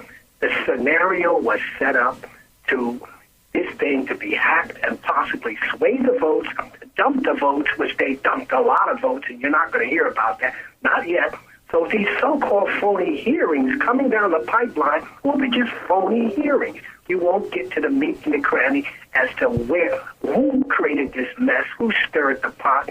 Give the people what they want to know. They won't get to the truth. Well, John, let me make a move here. I appreciate you, brother. Thank you for your call. Take it easy. And, well, before the week is coming out, I like the conversation you had, I think, on Friday on bullying. And maybe that's one topic you want to take up. You think you talked about it a little bit. Bullying in the workplace. That's something you may want to take up because it's a serious thing that nobody talks about. All right. Thanks for the call, John. Take it easy, man. Hope you feel better. Right. Yep. Well, the one thing that John said that does make sense is the first thing. And that is, if you tell the same lie over and over and over again long enough, people will believe it. Just like the lie that your vote doesn't matter. I'm still trying to figure out what John's angle is, but I'm slowly narrowing it down. John is an example of how the games that the Trump administration played worked. That is, make people cynical about politics. Make it seem like that, politics doesn't really work for you. And some people are going to jump off the voting bandwagon. And that's exactly what the powers that be that create these kind of things want you to do. They want you to jump off. But here's a little clip of Donald Trump thanking people like women. John. I was getting killed. These polls were killing me, the women. Donald Trump has almost no women. And then I'd come and I'd see these signs. Look at those signs. I'd see these pink, beautiful signs. We did great with women. We did great with the African American community, so good. Remember the famous line, because I talk about crime, I talk about lack of education, talk about no jobs. And I'd say, what the hell do you have to lose, right? It's true. And they're smart, and they picked up on it like you wouldn't believe. And you know what else? They didn't come out to vote for Hillary. They didn't come out. And that was the big. So thank you to the African American community. Thank you. Thank you to the Hispanic community. For not voting. So, like I said, clearly the powers that be understand the power of your vote, whether you use it or not. And there's Donald Trump. He said, black folks love me. What do you have to lose? Black folks are like, yeah. He said they are so smart. Speaking of us. Speaking about you, if you're African American. So there it is. Very interesting. James writes, Nathan, why talk politics with a man that doesn't vote? Well, he called in. I'll take his phone call. But I do feel you, though. You do know that is the rule I put in place over the years. James writes, Obama phone's still not working. Yeah, it's clicking. It's like the phone is sending me Morse code. SOS, save me from John, basically. His phone is sending us messages.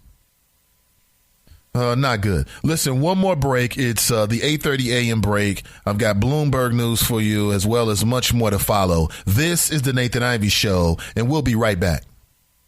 With the Bloomberg Urban Report, I'm Donna Wilson. A black organization receives a cash infusion. The National Newspaper Publishers Association has received a $1.5 million grant from the Bill and Melinda Gates Foundation. The funding will be used to support a 3-year multimedia campaign to focus on the recently enacted Every Student Succeeds Act. ESSA is a federal regulation that provides improved elementary and secondary education in the nation's public schools. Its aim to close the achievement gaps for students of color and low-income students. Well, many companies are in no hurry to see baby boomers retire, so some firms are offering phased retirements, letting workers transition to part-time and flexible schedules for a few years before leaving the workforce. Today is the day the Electoral College meets to formally select the next president and vice president. Electors meet in each state to cast their ballots. The U.S. economy has been getting stronger, and home values have been increasing. Hi, I'm Jay Farner, president of Quicken Loans. Many of our clients have been taking cash out of their homes, a strategy that might work for you. The smart move is for you to refinance your mortgage right now with Quicken Loans. The rate today on a 30-year fixed-rate mortgage is 4.375%. APR 4.51%. Call 800-QUICKEN or go to QuickenLoans.com. That's 800-QUICKEN. Call for cost information and conditions. Equal housing lender. Licensed in all 50 states. NMLS ConsumerAccess.org number 3030. Welcome to Staples and happy holidays. More like panicky holidays, Staples guy. I've got a ton of holiday packages to ship. Well, Staples UPS Shipping Center is open 7 days a week. 7 days? And right now you can get 10% off UPS shipping services. 10% off? Staples guy, that's the nicest thing anyone's ever done for me. You shouldn't have. And yet I did. Turn year-end stress into holiday success. Ship 7 days a week with 10% off UPS shipping services at Staples. Make more happen. Offer ends 12/24/16. See a Staples associate for details. That's your Bloomberg Urban Report. I'm Donna Wilson. It may be hard to believe, but people just like you are already saving money. FeedThePig.org makes it easy. Their simple savings plan teaches you how to start saving without going overboard. So you don't need to ditch the car and start rollerblading to work. I look ridiculous. You look ridiculous! You don't need to start foraging wild berries. I was skeptical, but these are actually pretty good. You don't need to sell your organs on the black market. Lie back. This is gonna hurt. Yeah, that hurts. You don't need to rent out your apartment to drifters. I made a fire with the wood in your bedroom. That's my dresser! And your closet door. You just need an internet connection. Don't get left behind. Start your personal savings plan with the tips and tools on feedthepig.org. That way, you don't need to sell all your belongings and live in a commune. These dungarees belong to all of us now, Tom. Brought to you by the American Institute of CPAs and the Ad Council. Good morning and welcome back. Can you hear me? Put that down, DJ. Good morning and welcome back. 8:33 a.m. in the Queen City. Today is Monday, December 19th, 2016. You're about a week away from the big day, Christmas. Tell your children the truth. Give your children the truth, the gift of truth. I know over the weekend they had a Black Santa at an area mall, I want to say. I brought up to the wife. He's like, oh, yeah, I want to take the kids to see Black Santa. I want to take the kids to see Black Santa. I wasn't there, but if you were, share your thoughts with me. Were there a lot of white families that took their kids down to the Black Santa? May not mean much to you, but it means everything to me. I, for one, can see the relevancy. Good morning. If you didn't know, I'm here to tell you, there is no Santa Claus. Wake the hell up. There's no Santa Claus, but there is a Donald Trump. Wake up. Here's my number if you want to share your thoughts. 513-873-7134. The Nathan Ivey Show is sponsored by UC Health. UC Health, Cincinnati's only academic health system. In terms of the show, of course, I've got no plans to be away from you. I'll be with you for the next 2 weeks. Already working on future guests for the show, future flows.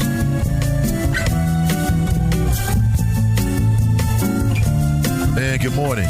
If you just missed the show, missed the first hour of the show, F Black Ice. That's right, I say it again. F Black Ice. Black Ice got me on Friday, fam. It got me. Got me good, too. It got me so good that nobody else in the city of Cincinnati should have taken a fall. I took the fall for everybody. I'm walking out of the house. I'm going to the drugstore to pick up something. And I didn't realize that there was black ice out there. So when I get out to the porch, I always pay attention. I look. I see the ice. But, hey, I'm a man. I am man. Damn it, you think some cold water is going to stop me? Never. Well, it kind of did.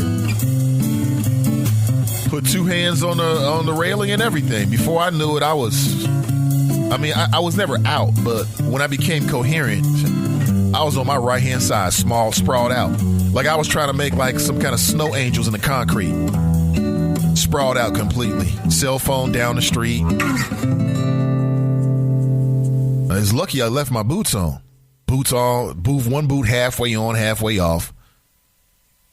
And I don't think I broke anything because I'm not feeling any sharp pains. And, it just feels like I don't know, really hurt my joints and the hip, the whole 9 yards. I hope I don't need a hip replacement. Damn. And I laid there for a little while, just did a systems check. And when everything came back green lights, I tried to get up, man. Woo, dizzy. And my dumb ass, I'm still trying to go to the store. Like, well, damn, I guess I got to go to the store now just to make the whole trip worth it. I've got to get to the store now. And I didn't make it. Let's put it that way. I barely made it up into the house. Check this out. I'm sprawled out in front of the house on the damn steps, right? And I'm screaming out for the wifey, Grapes! She ain't come out and say a damn thing. She didn't say nothing. She didn't even know anything about it. Now, what kind of connection is that? We've been together for 16 years. Isn't she supposed to feel my pain? Isn't she supposed to feel my pain psychically? None of that happened. She's sleeping up in the bed. And I'm sprawled out in front of the house. As I sit here right now, back hurts, right hole. I mean, I feel like I got tackled by Vontaze Burfict. And I didn't see it coming. I got a cheap shot from gravity. Man, that gravity will mess you up. That's gravity. And that was it. And I don't even know. I mean, listen, I've done that many times before. That's not the first time I left my house when there was ice on the steps. But you just carefully walk around it, right? And before I knew it, I mean, that first step I took slipped straight from underneath me. And because it was ice covering the entire steps, I actually slid, like when I hit the concrete on the steps now. We're not talking about flat concrete. Oh, that would be nice. I'm talking about concrete on an incline with very sharp steps as well. So I can remember like sliding down like, and I don't know if this is the worst thing about it, but there was somebody across the street who was like getting out of their car, and I just kind of felt like it was looking at me the whole time. That makes it worse when you make a fall like that. It makes it worse. I've been there before. You fall, you slip a little bit. Like, oh, I got to play it off. That's my dance move. You didn't notice it. But I couldn't play this off at all. There was no playing this off. None. That's the kind of fall I had. Like sometimes you a little slip, like whoa. You get yourself back up, right? Your Spider-Man reflexes. Not this time. Flat on my side. My side's on fire right now. Like I'm touching it. Touching it right now. Oh, that's so tender. Oh, it's so tender. Oh, I'll stop touching it. Touching it right now. It's very tender. Ugh. So if you didn't take a fall on Friday or Saturday, it's because I took a fall for you. See what I'm here doing for you? I took the fall for you. And I could have died on those steps, to be honest with you. I mean, I'm not trying to just throw it on really, really thick or anything, but I could have died on those steps. I really could have. I could have broke my neck. I broke my back, and nobody was there. Kids sleep. I'm a night owl. So, it's a Friday, so I didn't have to get up and do a show in the morning. So that means I can be more of a night owl. So it was probably about 11:30 a.m. I'm sorry, p.m. It's about 11:30 p.m. Friday night. It was dark. It was pretty late. Everybody's in the bed, and I'm going to the drugstore. And what's funny is I ended up needing to take drugs. I got to get some ibuprofen today when we get off the air. But you know what? No matter how bad my spill was, it's nothing in comparison that happened to that brother in that boxing ring, Bernard Hopkins. That is a terrible way to go. You see what happened to this man? This man get knocked out of the ring. He didn't get knocked in the ring. Some people get knocked out in the ring. Oh, that's old school. Oh, that's nothing. You got knocked out inside the ring. This man got knocked out of the ring. Like he's in the corner. Okay, he's doing a rope-a-dope. And then dude just phased him. Pow, pow. And he's already kind of falling out of the ring, right? And then he just hit him with another one like, ah! And he just completely falls like head first, straight out of the ring. Backwards at that. Just like out of it. That's his, I think that was supposed to be his last fight. I think it's probably going to be his last fight. Damn, that's a terrible way to go. But good morning. Welcome back. Caller, how are you? Welcome to the show. What's going on, Mr. Abby? How you doing? Is this Cerinthia? Yes, sir. Good morning. Pressing through and trying to make it. That's all I can do. It sounds like you're a little tired. I know, I'm just in pain. Oh, well, that's right, because you just had so what happened? Well, over the past couple of weeks, since the 6th of December, I thought I had a stomach virus. And I was counting myself trying to ride it out because I had just got over a stomach virus. Because, when you send your kids to daycare, they bring home stuff. Tell me about it. And so I didn't pay it, no, never mind. But like after a week went past, it seemed like the pain moved from one place to another place. And I did what, semi-typical black folk do. Oh, if this don't stop by this day, then I'll go to the doctor. And that's what I did. I gave myself till Friday for the pain to stop. And then when I got off of work Saturday, that's when I came to the hospital. And once they put me through a CT scan, that's when they told me that my appendix was so inflamed that I have to have emergency surgery. And that once I went down yesterday morning, my mom came and she told me that it was so inflamed that as soon as they touched it, it ruptured. Wow. And now that it was because it was so inflamed that the part of the intestines that it was attached to, it also inflamed that also. So where they have it stapled at to try to, start the healing process, they have to keep an eye on that to where if because it was so inflamed, if it doesn't seem like it has to heal, then I have to go back in for major surgery for them to go in and to remove a piece of my intestine just so that it can begin to heal properly. Wow. I'm glad you went to the hospital. I'm glad you didn't wait any longer. I'm glad about that. Wow, Cerinthius, that's some serious. To say that if I'd have waited one more day, it would have been the last day. I'm glad you didn't. I'm glad you did not. That is, oh, man. Well, listen, I wish you a speedy recovery. Okay? And I'll definitely throw some positive vibes your way, most definitely. Okay? How are you feeling right at this moment? I mean, I'm tender.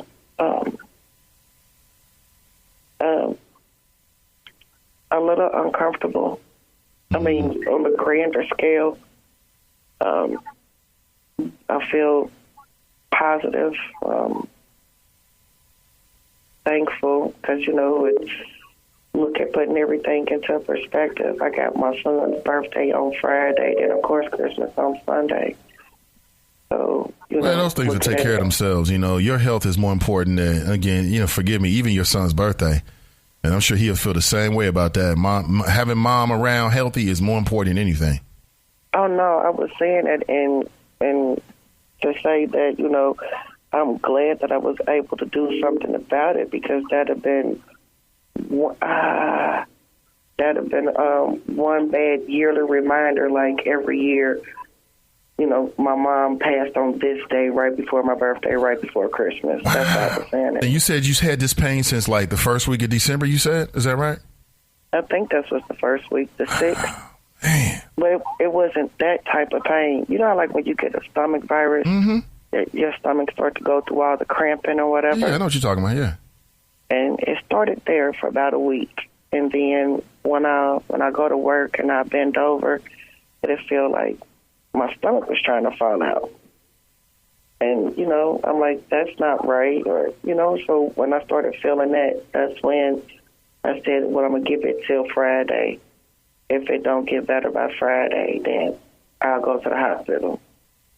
Well, I'll tell you what, Cerinthia, again, I'm glad you did. And I appreciate the call, but you need to get rested, get your strength up. I appreciate you calling and letting us know, though. I really appreciate that. No problem. So you in the hospital until what? Until they release you, basically. And they're going to do some tests and some observations, see if you need this second operation? Can I get her in the back of the arm? Uh-oh. Hey, Cerinthia, we'll talk to you later, okay? Okay. Yep, take it easy. Yep, prayers with you always. That's Cerinthia. I appreciate her calling in. I mean, wow. That is a intense like for the show. That's a fan of the show. I appreciate it. But thanks for giving us a heads up. Oh, man, take care of yourself. You got to take care of yourself these days. Don't wait. Don't wait. I'm glad she didn't. We could be having a whole different kind of conversation. Let me see. See. Casey says she's got you in her thoughts, Corinthia.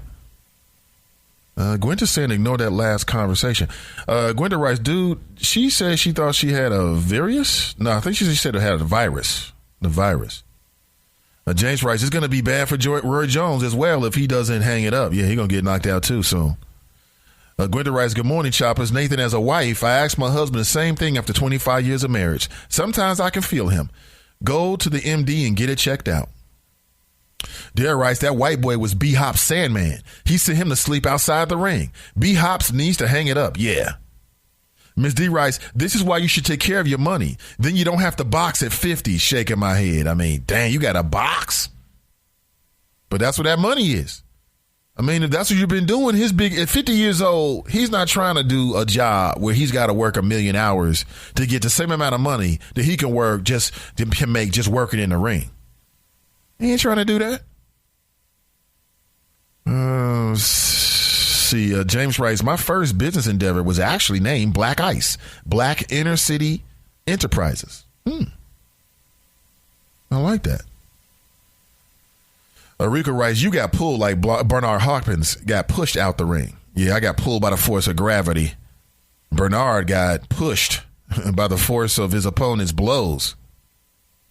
Brian writes, when you fall like that, you can't help but laugh at yourself as you're on the ground. Been there, laughing my butt off. Yeah, I've been there. I was there on Friday. I wasn't laughing, though. It was nothing funny. F Black Ice. I'll say it again. But damn about no black ice. It should be called gray ice anyway, because my steps aren't black. They're gray. They're gray. It's a minor issue, but I'm just saying. Brian writes, wanted to get this off my chest today. Super Donkey of the Week, the bum who couldn't control his road rage and killed the 3-year-old in Little Rock. Donkey of the Year. That's not on my radar screen, but I'll give you a Gilligan of the Year for it. Just sit right back. Was he, you said road rage, so was he what, in battle in some kind of beef with somebody in a car and ran into a little girl? Kush writes, a hip replacement, no joke. Yeah, I've got a few family members that went through it. It's a very serious thing. I'm kind of joking. I don't think I'm there yet, but again, you never know. You know how it is when you get low, you get your 40s. The bumps and bruises you took in your 20s and 30s, it takes a little longer to snap back. It takes a little longer to snap back. That's it. We'll see. Pat writes, Nate, the earlier you called the doctor's office, the chance that you were getting appointed is greater. I know that one. I'm calling them as soon as I get off the air so I can get in there as soon as possible. Oh, man. I'm going to tell the doctor, like, Doc, the black ice got me. But until then, I'm going to keep icing it, the whole 9 yards, ibuprofen, all that kind of stuff. Lawrence writes, Brother Nathan, do you think you should go to the doctor just to do a preliminary check of yourself? I believe in that. Because how many times have people caught things, right, that they never would have caught if they weren't going in for just like a preliminary examination or a routine examination? I mean, at the very least, somebody in my particular situation, my age, my weight, my height, the way I view myself, yeah, I go in. What I'll do is I'll let them x-rays my hip, and perhaps they can tell me if anything's cracked. I need to know. That way, if there's a crack, I need to deal with that in a way that if I didn't know there was a crack, I wouldn't be able to. It might help in the healing. So, yeah, I believe in that, man. I got no problem with it. And then it's a $25 copay. And it may sound like, oh, that's nothing to Nathan Ivey, but it's a $25 copay. So, $25 copay and an hour of my time, as opposed to having some serious health issues, it doesn't even balance out to me. One is far more important than the other. Now, Billy writes, Nate, he was stopped behind the grandmother's car and blew his horn. Grandma blew hers back. He just started shooting, and she didn't know the baby had been hit. Here on the Gilligan. What? He just started shooting? The hell is going on in this world, Greg? What's going on in this world? He just started shooting? No, I'm not aware of that. That's not on my radar screen, but I will check it out. He unloaded his gun on a grandmother and her kids? Hold on, let me look this up real quick. Let's see, road rage shooting. Really? I'm seeing the image of a little brown baby, little brown boy, toddler killed in road rage shooting while out with grandmother. The hell? Arkansas police on Sunday were searching for a man suspected of shooting at a grandmother's car and killing her 3-year-old grandson in an apparent road rage attack. The woman was taking the boy shopping when the suspect apparently became angry because the grandmother paused too long at a stop sign. The grandmother, who was driving away when the suspect began shooting, was initially unaware that the boy had been shot. And the young boy was pronounced dead at the local hospital. Wow, the grandmother wasn't injured. The suspect was a black man who fled in a Chevy Impala. You know, that's a brother, Chevy Impala. Brothers love those Chevy Impalas. They love the Chevy Impalas. That is sad. And the attack marks the second time in less than a month that a toddler has been killed in Little Rock in a road rage shooting. The hell is going on in Little Rock? A 2-year-old girl was killed by gunfire back on November 22nd while she was riding in the back seat of a car. So that's what people doing out here these days now? Like you get into, you stopping too long at the light. You just open and fire now? I mean, you got people out here shooting at women? You just shoot at a woman and drive away? Telling you, it's stories like this that make things worse. And here's what I mean. As a parent, as somebody who cares about your grandchildren, how do you interpret this story? I know how I interpret it. The way I interpret it is, I got to be strapped. Because if somebody decides that they want to start firing shots at me, well, damn it, I want to make sure I can fire shots at them. And so now you have even more guns in the game, more guns out there, which means I think increases the likelihood of people being killed innocently or just being shot. Damn, it's wild. Thanks for the heads up on that one. I'm with you on that one, man. That dude is definitely a Gilligan. Just sit right back and Gilligan is too whimsical a term, quite honestly. It has too whimsical a connotation for that particular guy. That guy's whoever did that's a straight up menace. You're rolling around. This is why you carry a gun. You carry a gun so that you can fire at innocent people. You can fire at a grandmother and kill her grandchild in a routine traffic stop. Now, I can understand you in the game or you just want to have your own personal protection, but this is why you're using it? Road rage? Brian writes, you drive too fast, you drive too slow. People are crazy, right? Adele writes, it was a brother? Chevy Impala, the witnesses from what I read said it was a black man. That is deep. And then you sweet little grandbaby. Grandma just want to be out with the grandbaby, right? Mom's somewhere like, whew, I get a little time. And then my kids bonding with grandma. That's a beautiful thing, right? How many times has grandma taken her grandson or grandchild to the mall? I mean, that's a time-honored tradition. So what do? See, in a situation like that, there was nothing she could have done because she didn't even realize the boy had been shot. She just going on about her business thinking, okay, it's America. Oh, okay. You blowing. I got you. I'm moving, right? We've all been there before. And then at some point you look back like, hey, baby, you notice he's not talking. You don't hear anything. And he's taking a bullet. That's sad. That's sad. Gwenda writes, do you think that Donald Trump could lose the electoral votes on today? No, I do not. This dude is going to get us into a war. He might possibly be. Tweeting and thinking he is the current POTUS. Obama's name seems like it doesn't even exist. Yeah, because this is not a lame duck. I mean, Donald Trump is already assuming a position. You got people meeting with him. I don't remember Kanye and all these people going to meet at Obama Tower. Of course, Obama didn't have a tower. The vast majority of Americans do not make $100,000 a year. The vast majority of Americans are not multimillionaires. It was about 10 years before Obama became president that they were still paying student loans. I always thought that was a good thing because that tells me that their experience now is more in line with the experiences of everyday, hardworking, the majority of America. So they're going to take those experiences into the White House. Donald Trump was born with a silver spoon in his mouth. He's been living a life of excess and luxury and privilege his entire life. He cannot possibly understand what it's like to be you. I mean, he knows what it's like to be Trump, to have his name on the side of a building or have everybody kissing his ass. Yes, Mr. Trump. No, Mr. Trump. He knows what it's like to be in the limelight as a celebrity. He understands all of that. But does he understand what it's like to work every single day and you got a college degree and you still coming up short? Does he understand what it's like to have to make a decision about whether you're going to pay a light bill or you're going to pay a health bill, okay, an insurance bill, and how much food you're going to buy? Does he understand anything about that? I don't think so. But we shall see. Dare writes, I got a 3-year-old. I can't even imagine. Man, I will find that fool before the cops will. My search would be extreme if that was my child. I feel you, Daryl. That's most parents. And if I'm on the jury, I would be very sympathetic. Rico writes, did you see a video of detectives in Chicago on the side of the road recording the nonstop shooting? It truly sounded like Iraq. Well, at least, wait. You telling me that the shooting is still going on? I mean, didn't Chicago just win the pennant race? How is that possible?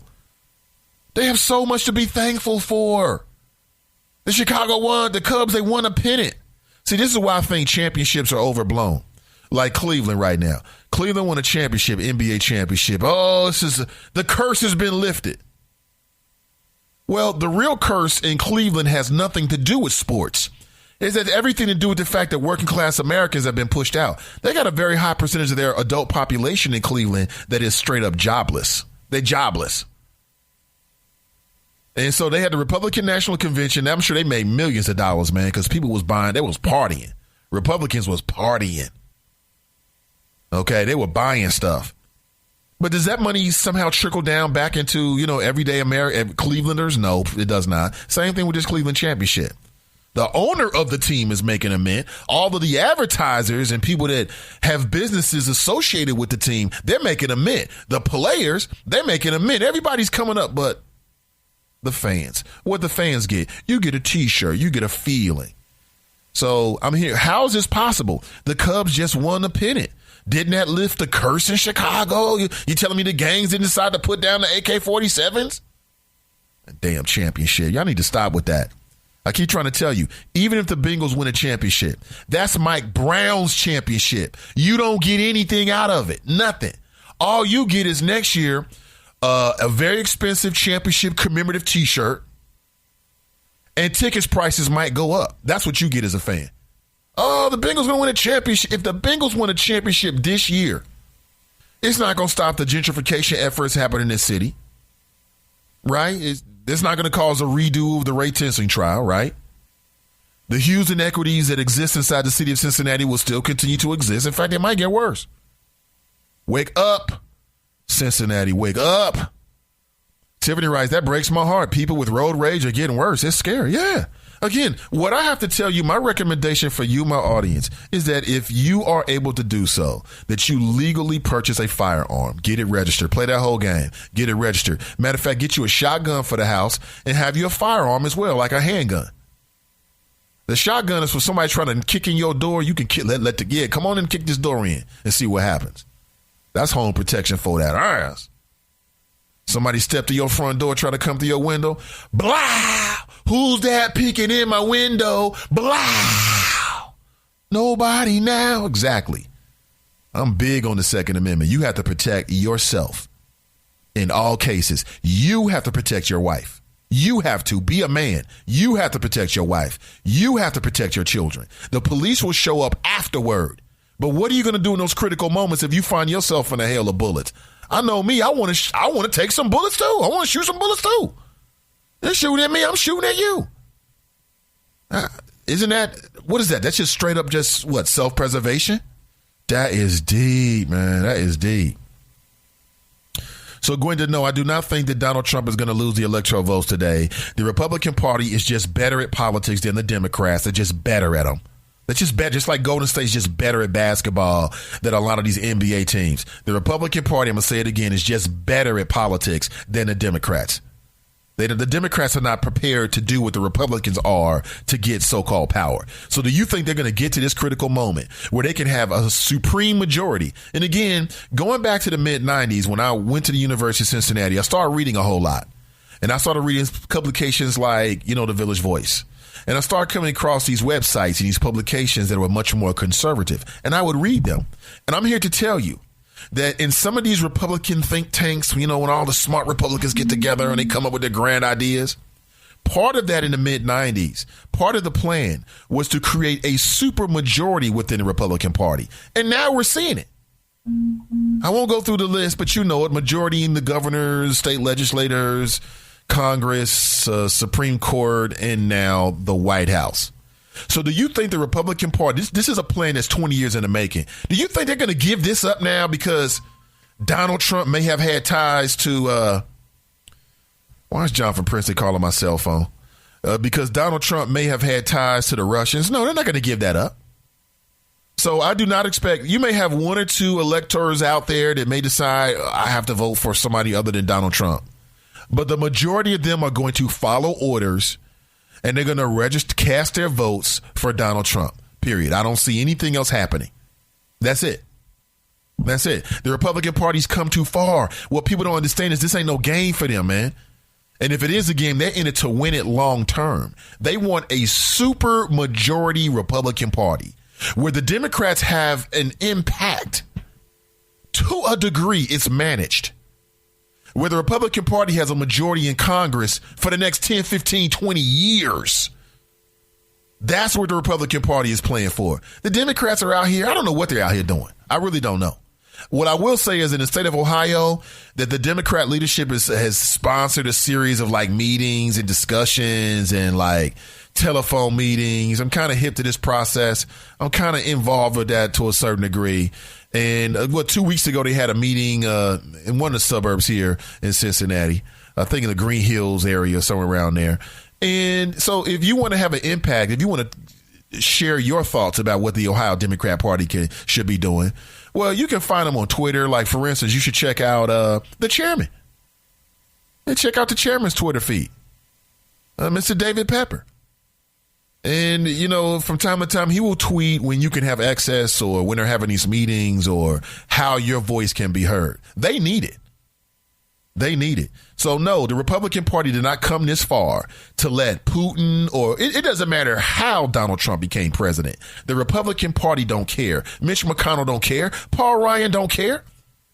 Paul Ryan and Mitch McConnell are happy that they can finally put some plans in place and they don't have to deal with a Democrat in the White House. That's what it came down to.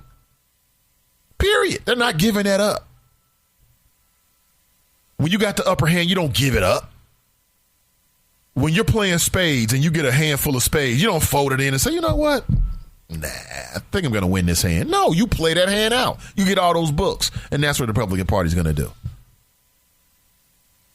See what else here. Rhonda writes, good morning, late but here now. Glad to have you, Rhonda. Dale writes, I posted that video on the Friends Who Love the Nathan Ivey Show. Okay, I'll check it out.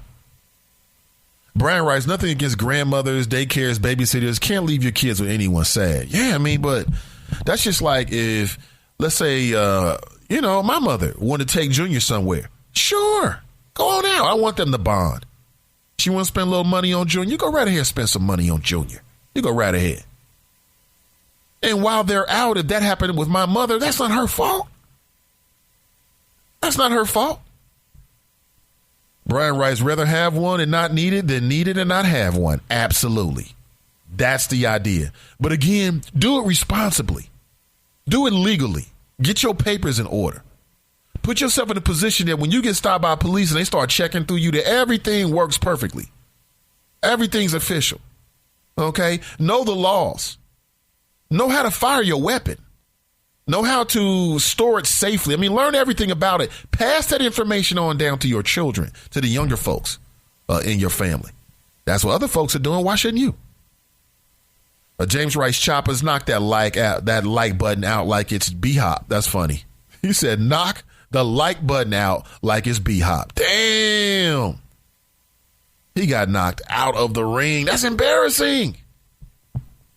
Gwenda writes, Nathan, I am complex because the RNC is powerful. How is it possible the man in North Carolina can stop the power from coming? What? Do I think like the donkeys? They are lazy. Yeah, what's happening in North Carolina is McCrory. He was the Republican governor, and he lost the election, back in November. But he wouldn't leave. He said basically he was trying to force a recount because there was some kind of election fraud. Like he didn't really want to accept the results that a Democrat now was going to be the governor of North Carolina, right? Well, he stayed on for as long as he can. Last week, as a matter of fact, he decided to step down. He released a video talking about him and his wife, and they're going to spend money now. I don't know what they're going to do.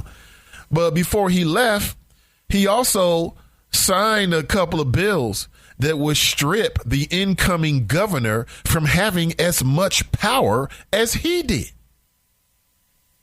And it's like a super power play. So you talk about sour grapes. That would leave let's say Barack Obama had a majority in the U.S. Congress. And let's say one of those congressmen offered up a bill between now and Inauguration Day when Trump takes over. And that bill basically strips down some of the powers of the presidency. And all the Democrats, because, again, in this example, they have a majority in Congress, they get on board, it passes, they put it on the desk of the president, okay, and Obama signs it. That would be what? The Republicans would go nuts. How could you do this? Okay, what is it? It's lose with some grace. It's a bad loser. And that's what they just did in North Carolina. So they're like, listen, okay, we don't have a Republican governor anymore, but now we have a Democrat governor, and they put more of the power in the Congress. Okay, in the state legislature down there in North Carolina. So that's what's up. Like I told you, the Republicans are in it to win it. They don't give a damn about what looks bad. They in it to win it. Like here in Ohio, here in Hamilton County, you had the Tracy Hunter case. It made the Republican Party look bad, but guess what? Hasn't cost them whatsoever. There's been no political price whatsoever for what happened in Hamilton County. And that's because a lot of Hamilton Countyans and some black folks, not all, not the Nathan Ivey Show listeners, they just sit back and sit on their hands and do nothing about it. That's what it is. You have people who are protesting outside of a special session of the North Carolina General Assembly down in Raleigh. So, this is a big story. And I think it's being underreported by the news. And the story is that the GOP is trying to grab power. I take it back. They have grabbed the power, and they're not afraid to use it. The GOP is not afraid to use it. Their goal is simple: to use the authority of state law to ensure continued Republican political dominance, period. And that's what they just did down there in North Carolina. They said, okay, Democrat, you coming in? Okay, great. Roy Cooper, the newly elected Democrat governor, great. But before you come, governor, guess what we're going to do? We're going to change the laws. And some of the decision-making ability that you have, some of the power that you had, we're going to take that away, and we're going to give that to the state legislators. And this is after you had a governor who basically lost the election and wasn't going to leave. So yet another example of the difference between the Democrats and the Republicans. The Republicans are willing to do whatever it takes to get power, whatever it takes to stay in power, period. Here in Hamilton County, part of maintaining power over the juvenile justice system is having justices that abide by the beckonings, the calls of the local status quo. When Tracy Hunter didn't do that, locally, some very powerful Republicans put a plan in motion.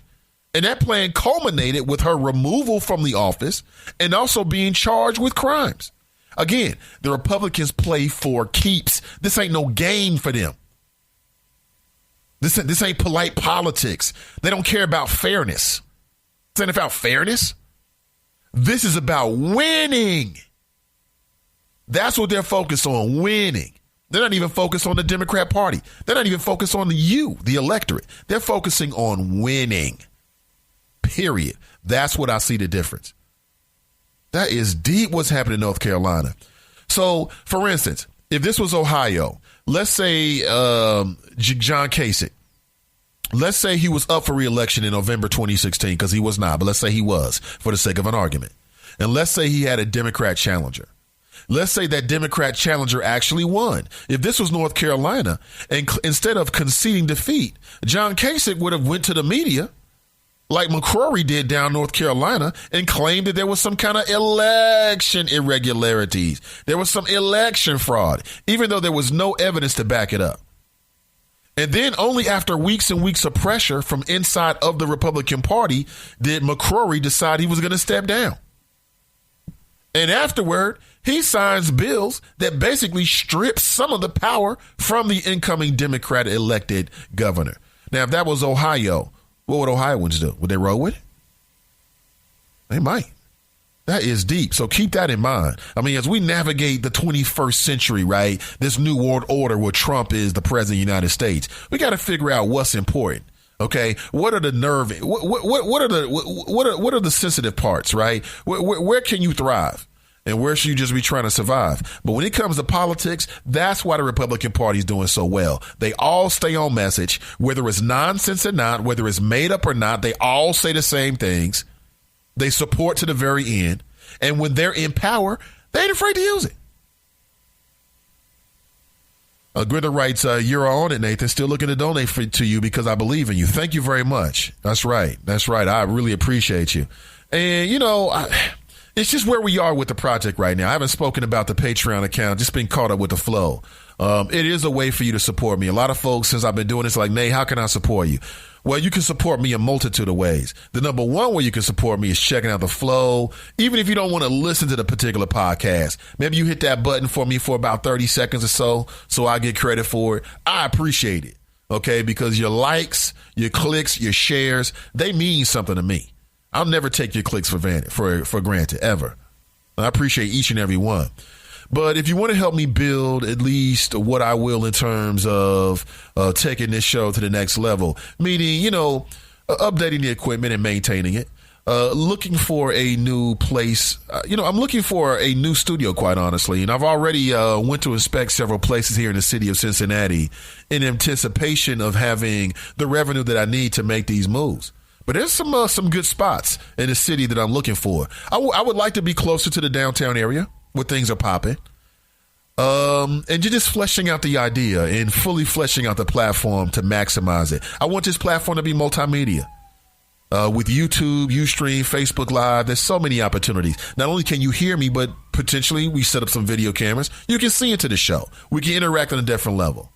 But when I do things, I want to do things in a certain spirit, in a certain way. I want to make moves that I know will be permanent. And I'm looking for your help on that. So, Gwenda, I appreciate you saying that you want to donate, and I'll make sure you get the link as well. Dale writes, Republicans get a pastor to turn from God and worship the green God that they dangle in front of those greedy pastors. You can call it what you want. What the Democrats need to do is analyze how the Republicans were successful. Like, how are Republicans able to get a majority of governors? A majority in state legislators. How did this happen? What mechanisms, what political mechanisms are they using? Is America changing? Is it what? Is it gerrymandering? What is it exactly? I'm telling you, the Republicans are in it to win it. The Republican Party wants to be the majority party, where the Democrats are always like the little stepbrother. Not even a full-blooded brother, like the stepbrother. Because the Republican Party will always need the Democrats to play upon. OK, if you didn't have the Democrats, if you didn't have liberals, well, then how would Republicans define themselves? They would be lost. So the Republicans don't want to completely do away with the Democrat Party because they serve a role in solidifying political power for the Republican Party. But, you know, keep your eyes open. I'm telling you. And I'll say it straight up. We do need black people that don't necessarily drink the Kool-Aid, but if they jive with the Republican politics, they are a part of the Republican Party. Maybe they could talk some sense into them. Or is that just a fantasy? I don't know. Chuck writes, up, Nate, in the Chop Shop. The black ice almost got me to North Bend was a skating rink on Friday night. Yeah, Friday night, they got me, man. I took one for the team, for the whole team. It's like gravity brought me back down to the steps, concrete steps. And I heard a voice. It was like Shang Tsung from Mortal Kombat. I heard, finish him. Like, what the hell? It's deep. Hopefully you get that. If you do not,